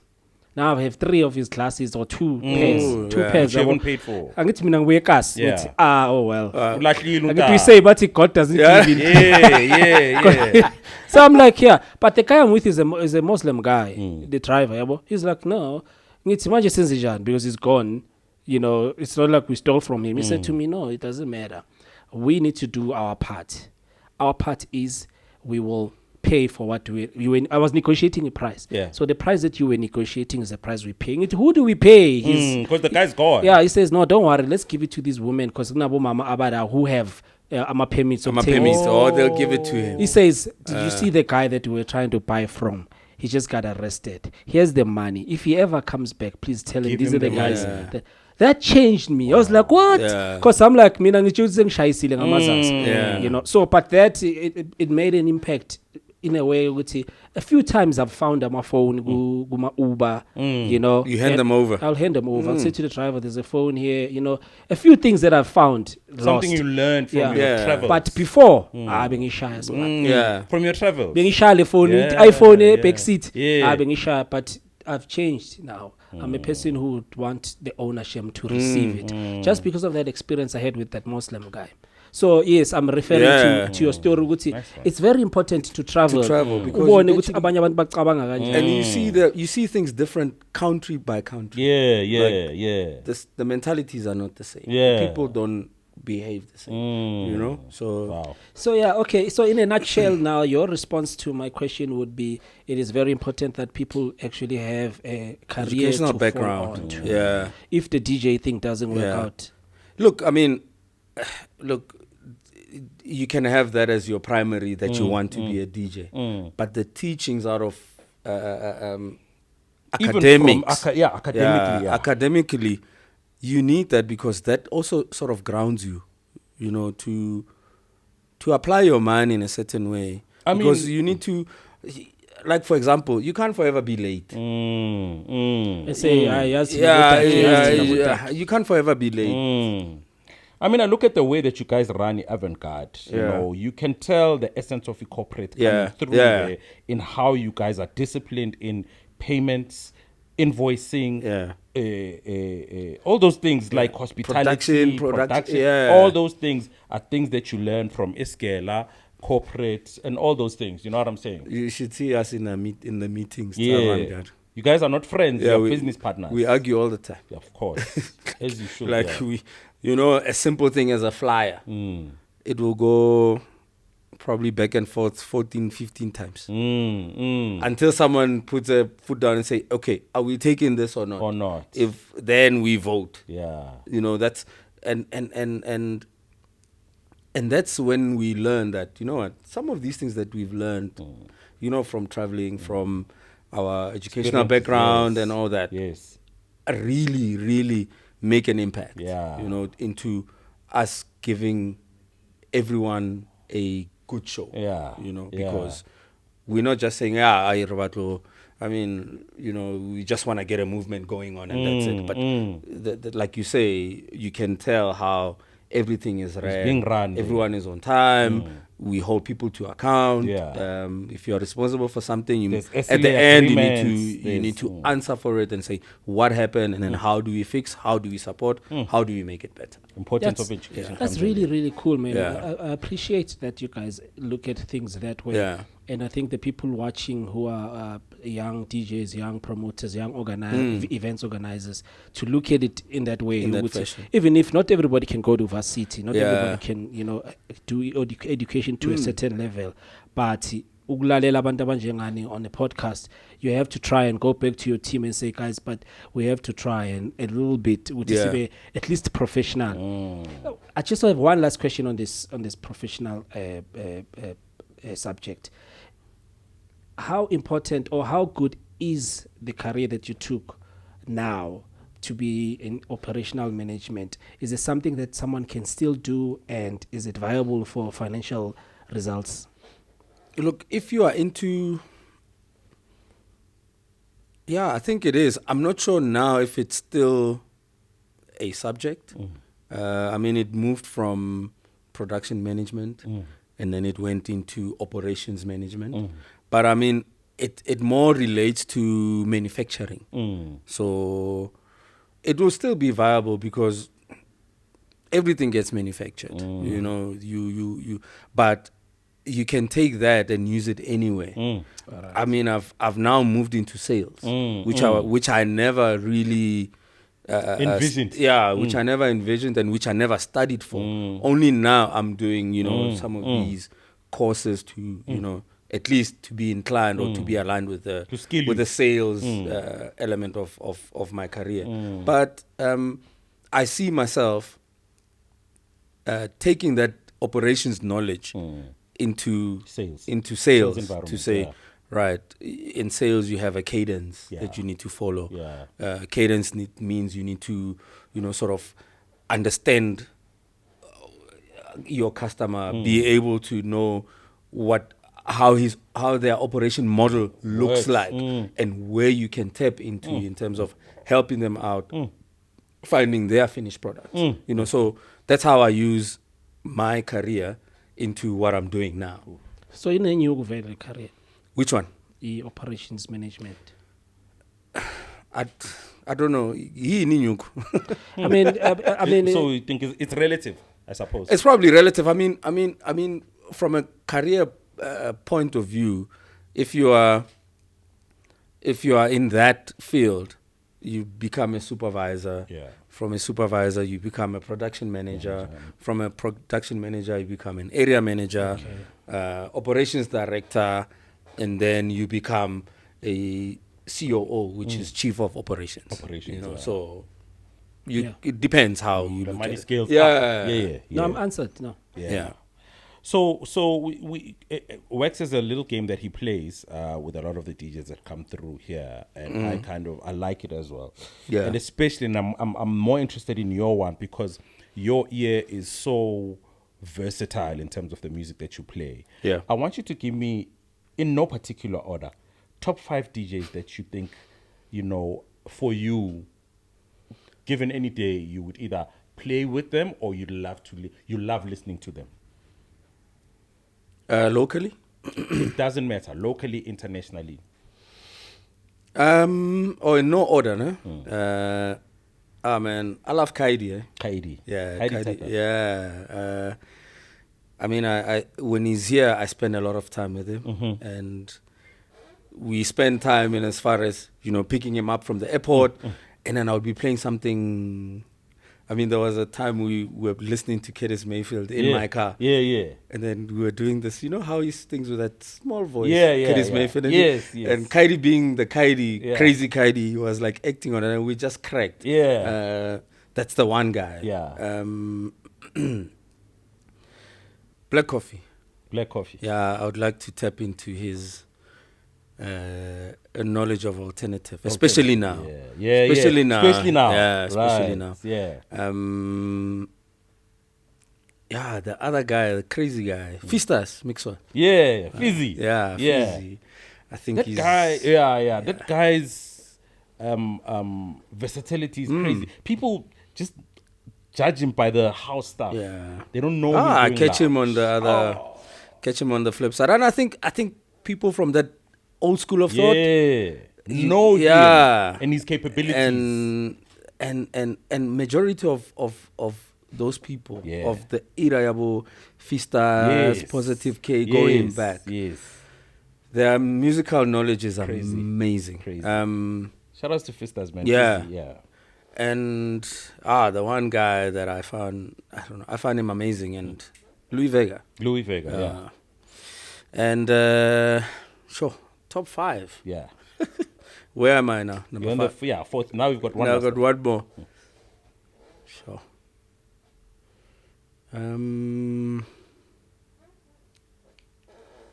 Sure. I can't think of any from the Cote. What is from the Avant-Garde? From Avant-Garde Troupe. That will probably be both of them. No, it will be both of them. But I think I'll put it to KSK now. KSK.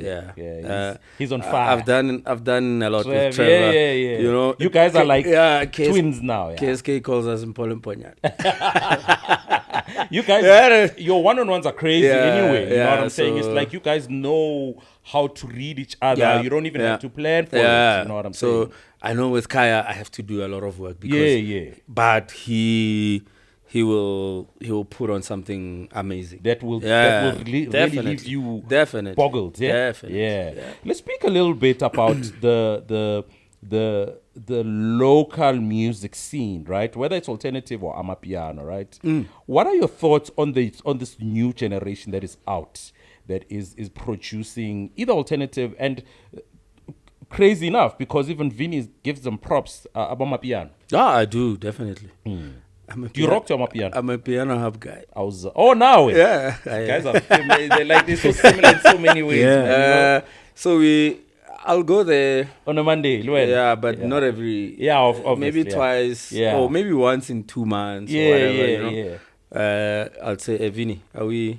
He's like, let's rock. Yeah, we get there, and like it's so nice where you get to a place and see people jamming on a Monday, having fun, and you sit there and you don't even judge them. You hardly know.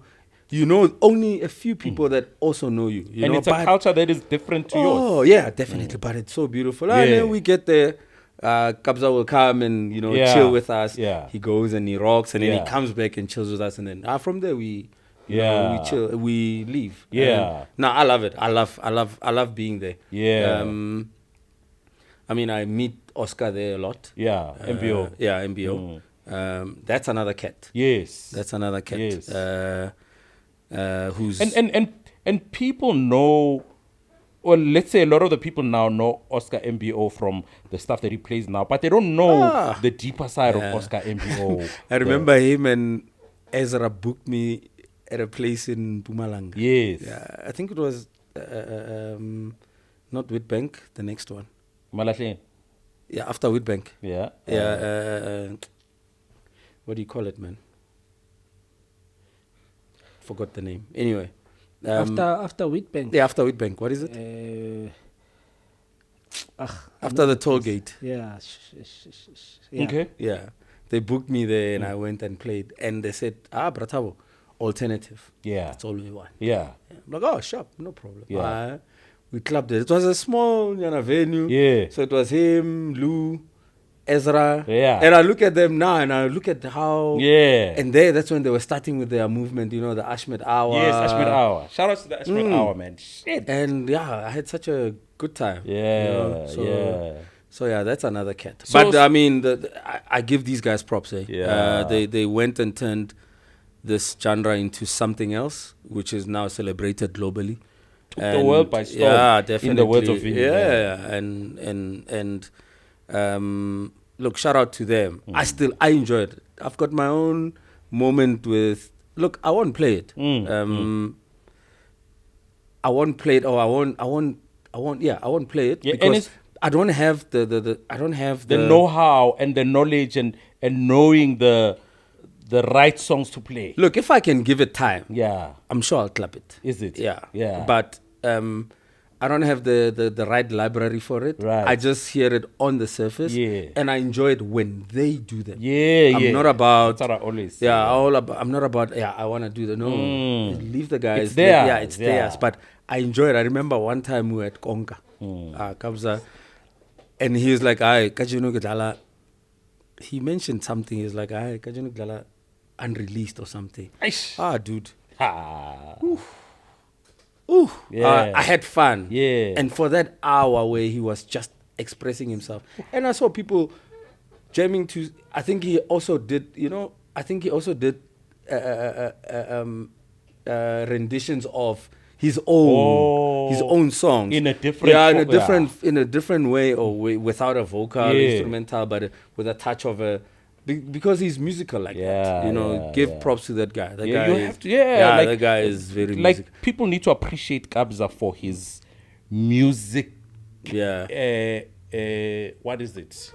Knowledge. Knowledge. Yeah. He once said to me, "We need to do a lounge album." I'm like, yeah, I'll hold and you you to would it. kill it. Yeah, and I said, yeah, we'll do it. I'll hold one day, Yeah. But I mean, the guy's so busy, you don't even. I would pester him, but I don't really feel. The guy's busy. Yeah. Let me carry on with what I'm doing. When the time is ready, we'll do it. Yeah. Vinny actually did say, he's like, we must do this thing. Yeah. So. Is it something that you possibly could be looking at towards the future? I actually have 2 songs. Really? Yeah, but released? No. Okay. I did them 2019 with Nini. This guy. Yeah. I don't even have the songs, but I went into Nini's studio. We did 2 songs in Nini Malux. Yeah. We did 2 songs in one day. Every time he sees me, he's like, Joe, your songs are filling my space. We need to release them. We need to finish them, Oh, but they need to be finished. Yeah, we touched like 2 songs, like literally. Wow.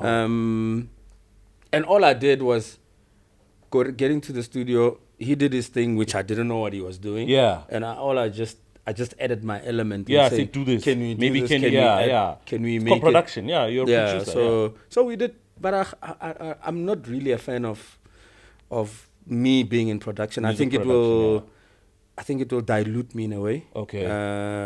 I'll end up playing 80% of my collection. I like taking your version of music and his version of music and someone else's version of music and make it in one and present it to the world. That's how.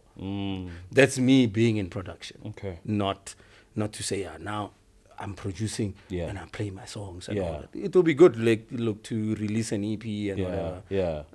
But do I have the capacity to maintain it? I don't think so. Yeah. That's dope, man.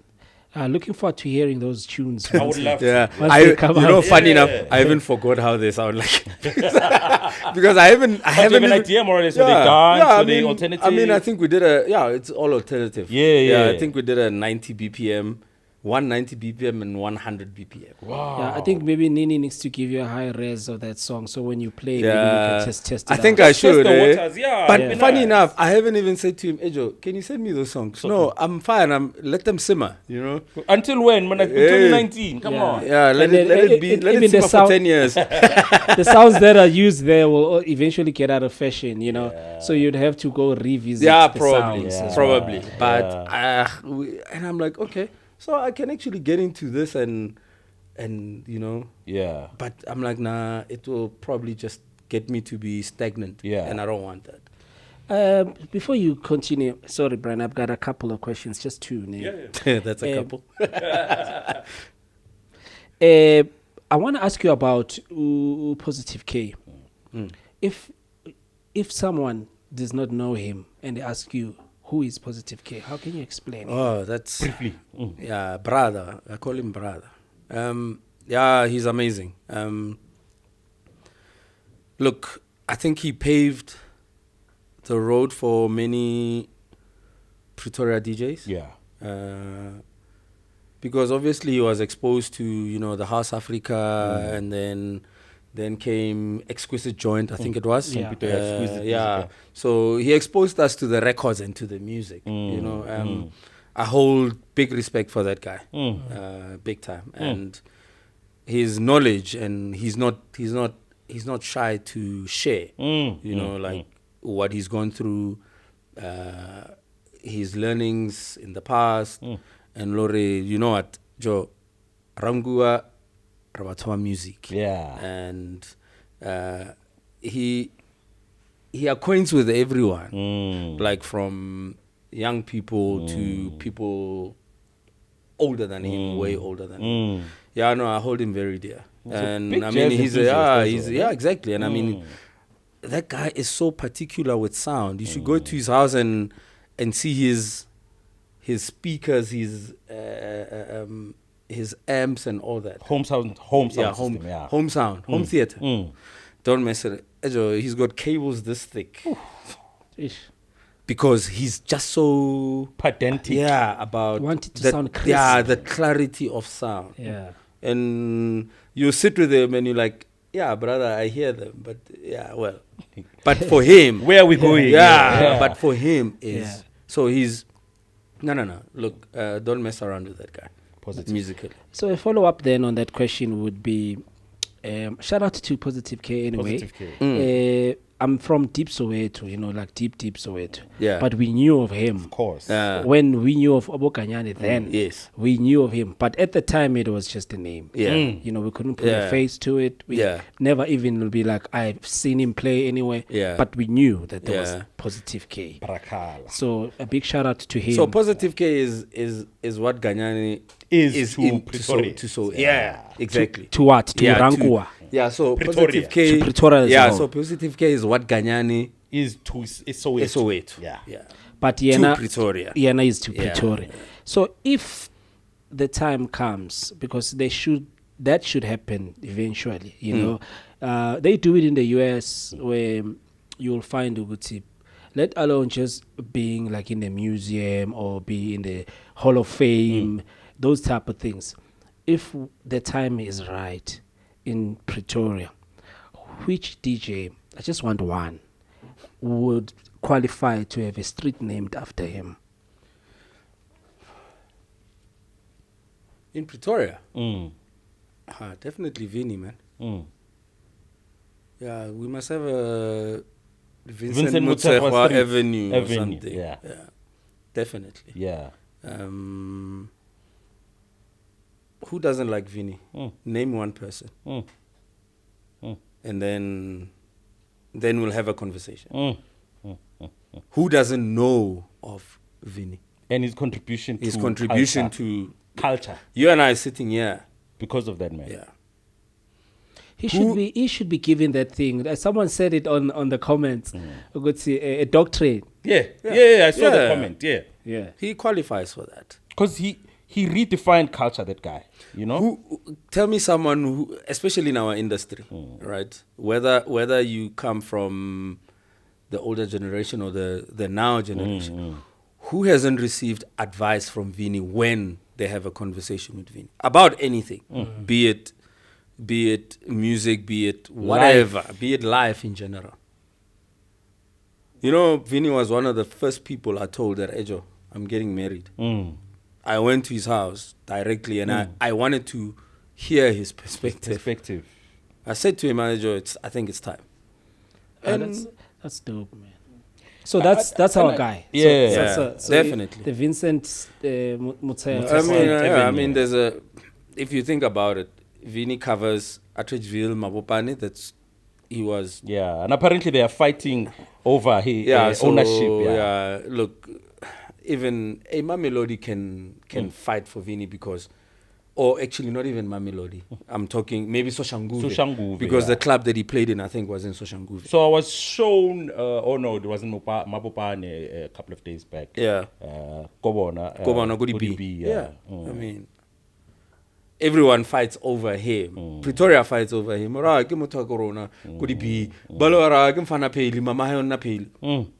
But in general, that's Pretoria in general. You know what I mean?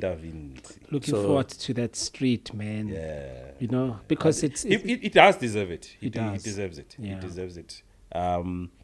He really redefined the culture because I think he penetrated both black and white market seamlessly. Yeah. And internationally as well. Yeah. A lot of people internationally relate to Vin Davinci when it comes to yes, Black Coffee is here now, but Vinny is that guy. So I've got it. He gave me his travel bag. Yeah. Wow. You must see the number of stickers to say the guy has traveled. Yeah. You know, if you actually think traveling started now recently with DJs, no. The guy did it a long time ago. A long time. How many times did he go to Miami? Never made noise about it. When? And how far back? Never made noise about it. You know what I'm saying? He even told us that he's possibly the first to do Ibiza. It's possible.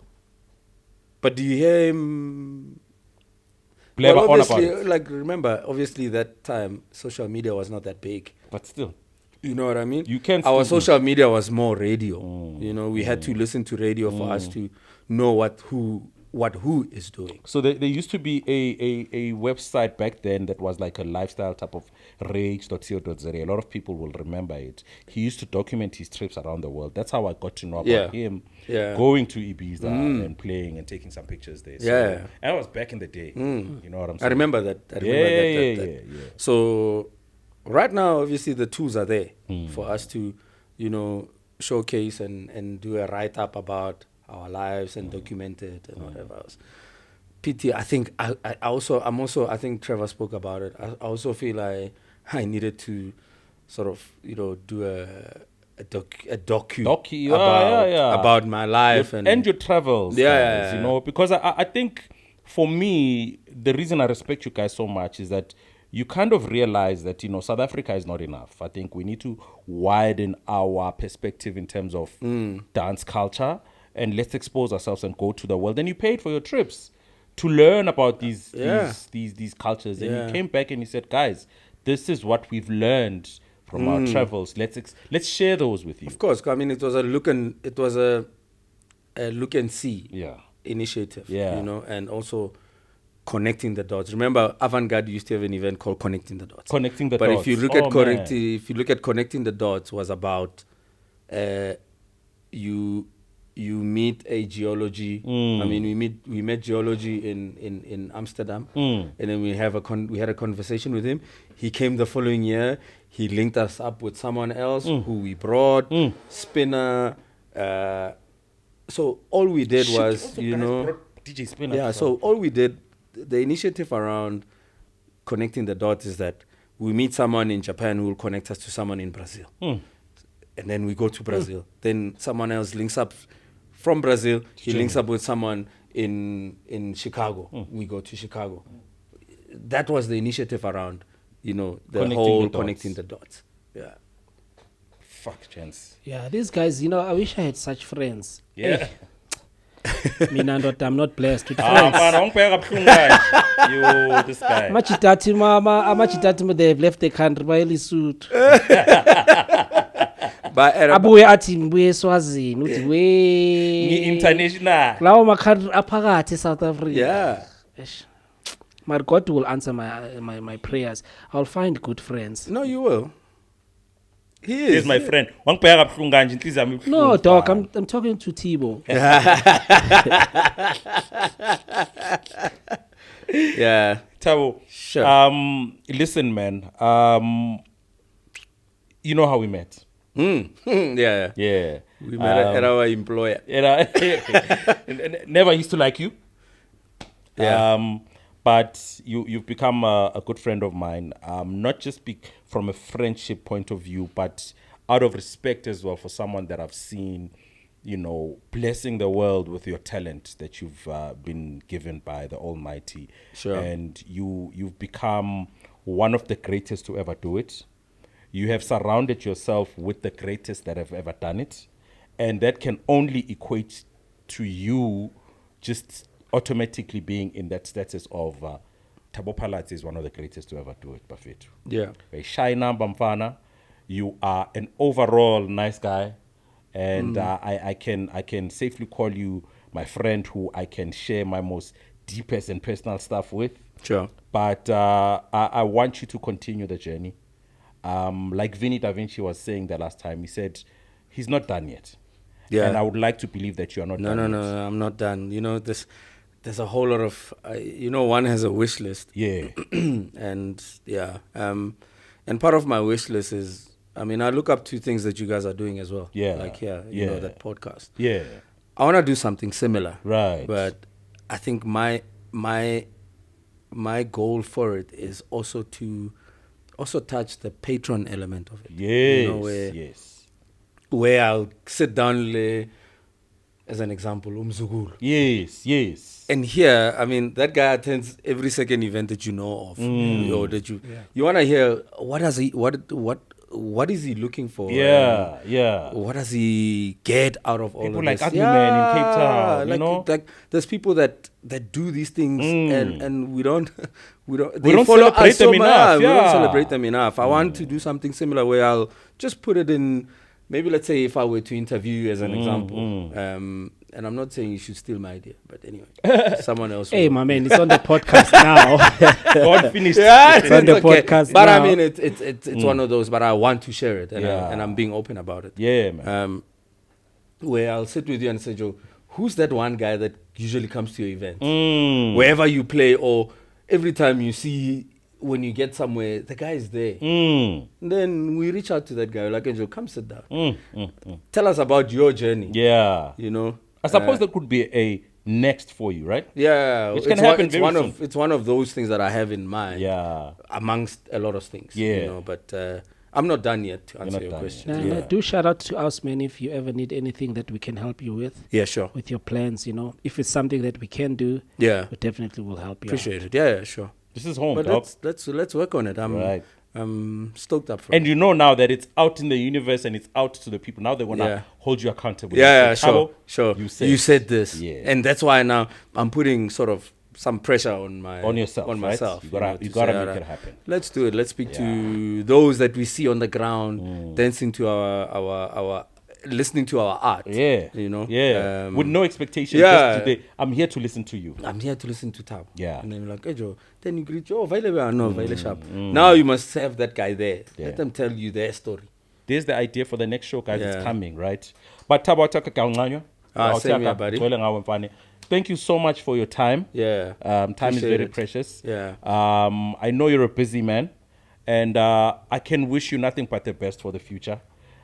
You've sort of, like I said, you've aligned yourself with positive people that can also guide you to greatness. Yeah. So greatness is what you're going to achieve, my brother. Appreciate it. So you've got the support. We are here for you. And I'm sure a lot of other people that can be there to support you. Yeah. All the best with the future, and thank you again. Fana. Thank you. Hola. Thabo Palatse was in the building, ladies and gentlemen. Again, thank you for tuning to another episode of the HertzNTalez right here on Wax TV. We're going to see you on the next episode, ladies and gentlemen. Once again, subscribe, tell a friend to tell a friend, And please, man, subscribe, man. We I think I want to stress that point out one more time. Yeah. So the only way we are able to continue with this podcast is if people really support us. Yeah. But the support is simple. You subscribe, you like, you comment. That for us with the YouTube people helps. You know, it works for in our favor. So we know that a lot of people. Like when I was checking the statistics now, or what do you call it? What's the word? When you check behind the analytics. Yeah. So I was checking the analytics on YouTube. On the Vinny episode, I found that it is high, right? It's about almost 40% of the people that watch the episodes of Vinny are not subscribed. Oh. So people come in, watch, and they leave. Yeah, then, so it's important. Then they're like, oh, it was dope. But also for us, it would be nice to be dope for us as well. If you guys can like, comment, even if you say dope episode. Or if you say, this episode could have been better, for it's fine. us, we'll take on the criticism. We need that because then it builds us. Then we know what to avoid. Sure. We do meet some people who really critique our quality. You have to. It's important, actually. Yeah, we get critiqued a lot, but we continue. So it's for everyone who's watching this, please, man, subscribe, like, comment. It is very, very, very important to us. We want you to tell us the truth. Yeah. But to you, Thabo, thank you for coming through, man. You're an inspiration. You guys, all of you, the whole group, you guys are an inspiration. Yeah. And we really look up to you guys. No, thank you. I just need to make one comment. I interviewed him first. So oh yeah, I was waiting for that. I needed to mention that. Man, yeah. So we used to Avant-Garde used to have Jezori FM. Oh yeah. On Kaya had an online platform. Same as the Soulful Collective radio type of thing. But this was a platform as a Kaya FM. Kaya FM. Kaya FM. Yeah. So we used to have a Sunday show, Jezori. Jezori.fm. Yeah. Oh, you interviewed this guy? Yeah, he brought out the jazz in me because it was about jazz. And said, "Come." I said, "Give me your playlist of what you play, jazz." That's You'll handle the first. I think you handled the first hour. The first hour, and then I did the second hour, and then the third hour was Doki, or something like that. I can't remember. Doki. Then he gave us his playlist, and there was an interview. So man, I interviewed him first. Don't let him fool you. How good of a guest was he? Yeah, no, he was good. Look, I mean, I took a lot out of it, and about that show, you had to sort of blend the music the to music relation, why that particular song, you know what I'm saying? And we were talking about that, and it was so dope, man, because you kind of, I listened to a lot of jazz, but I just listened to the beauty about jazz. But when I started collecting those songs, there was a relation that I had to the songs that I had, and you could remember the stories that I was telling you about the songs that I collated. You know what I'm saying? So it was one of the, and I said it on the radio show as well when I interviewed you. Yeah, that it has to have been one of my best interviews that I've had because you kind of exposed a side of me that people never really know about. And it was such a beautiful show. And you did. No, I mean, he's a dope spinner. Dope guy in general. One of my favorite people. Yeah, man, Thabo. But man, my brother, thank you. Guys, we will see you on the next episode. Wexo? Danko. Rasta? And the rose of the room. Yeah. We call it the rose of the room. Yeah. Right. Guys, we'll see you on the next episode. Danko, we are out. Peace. Peace. Sure.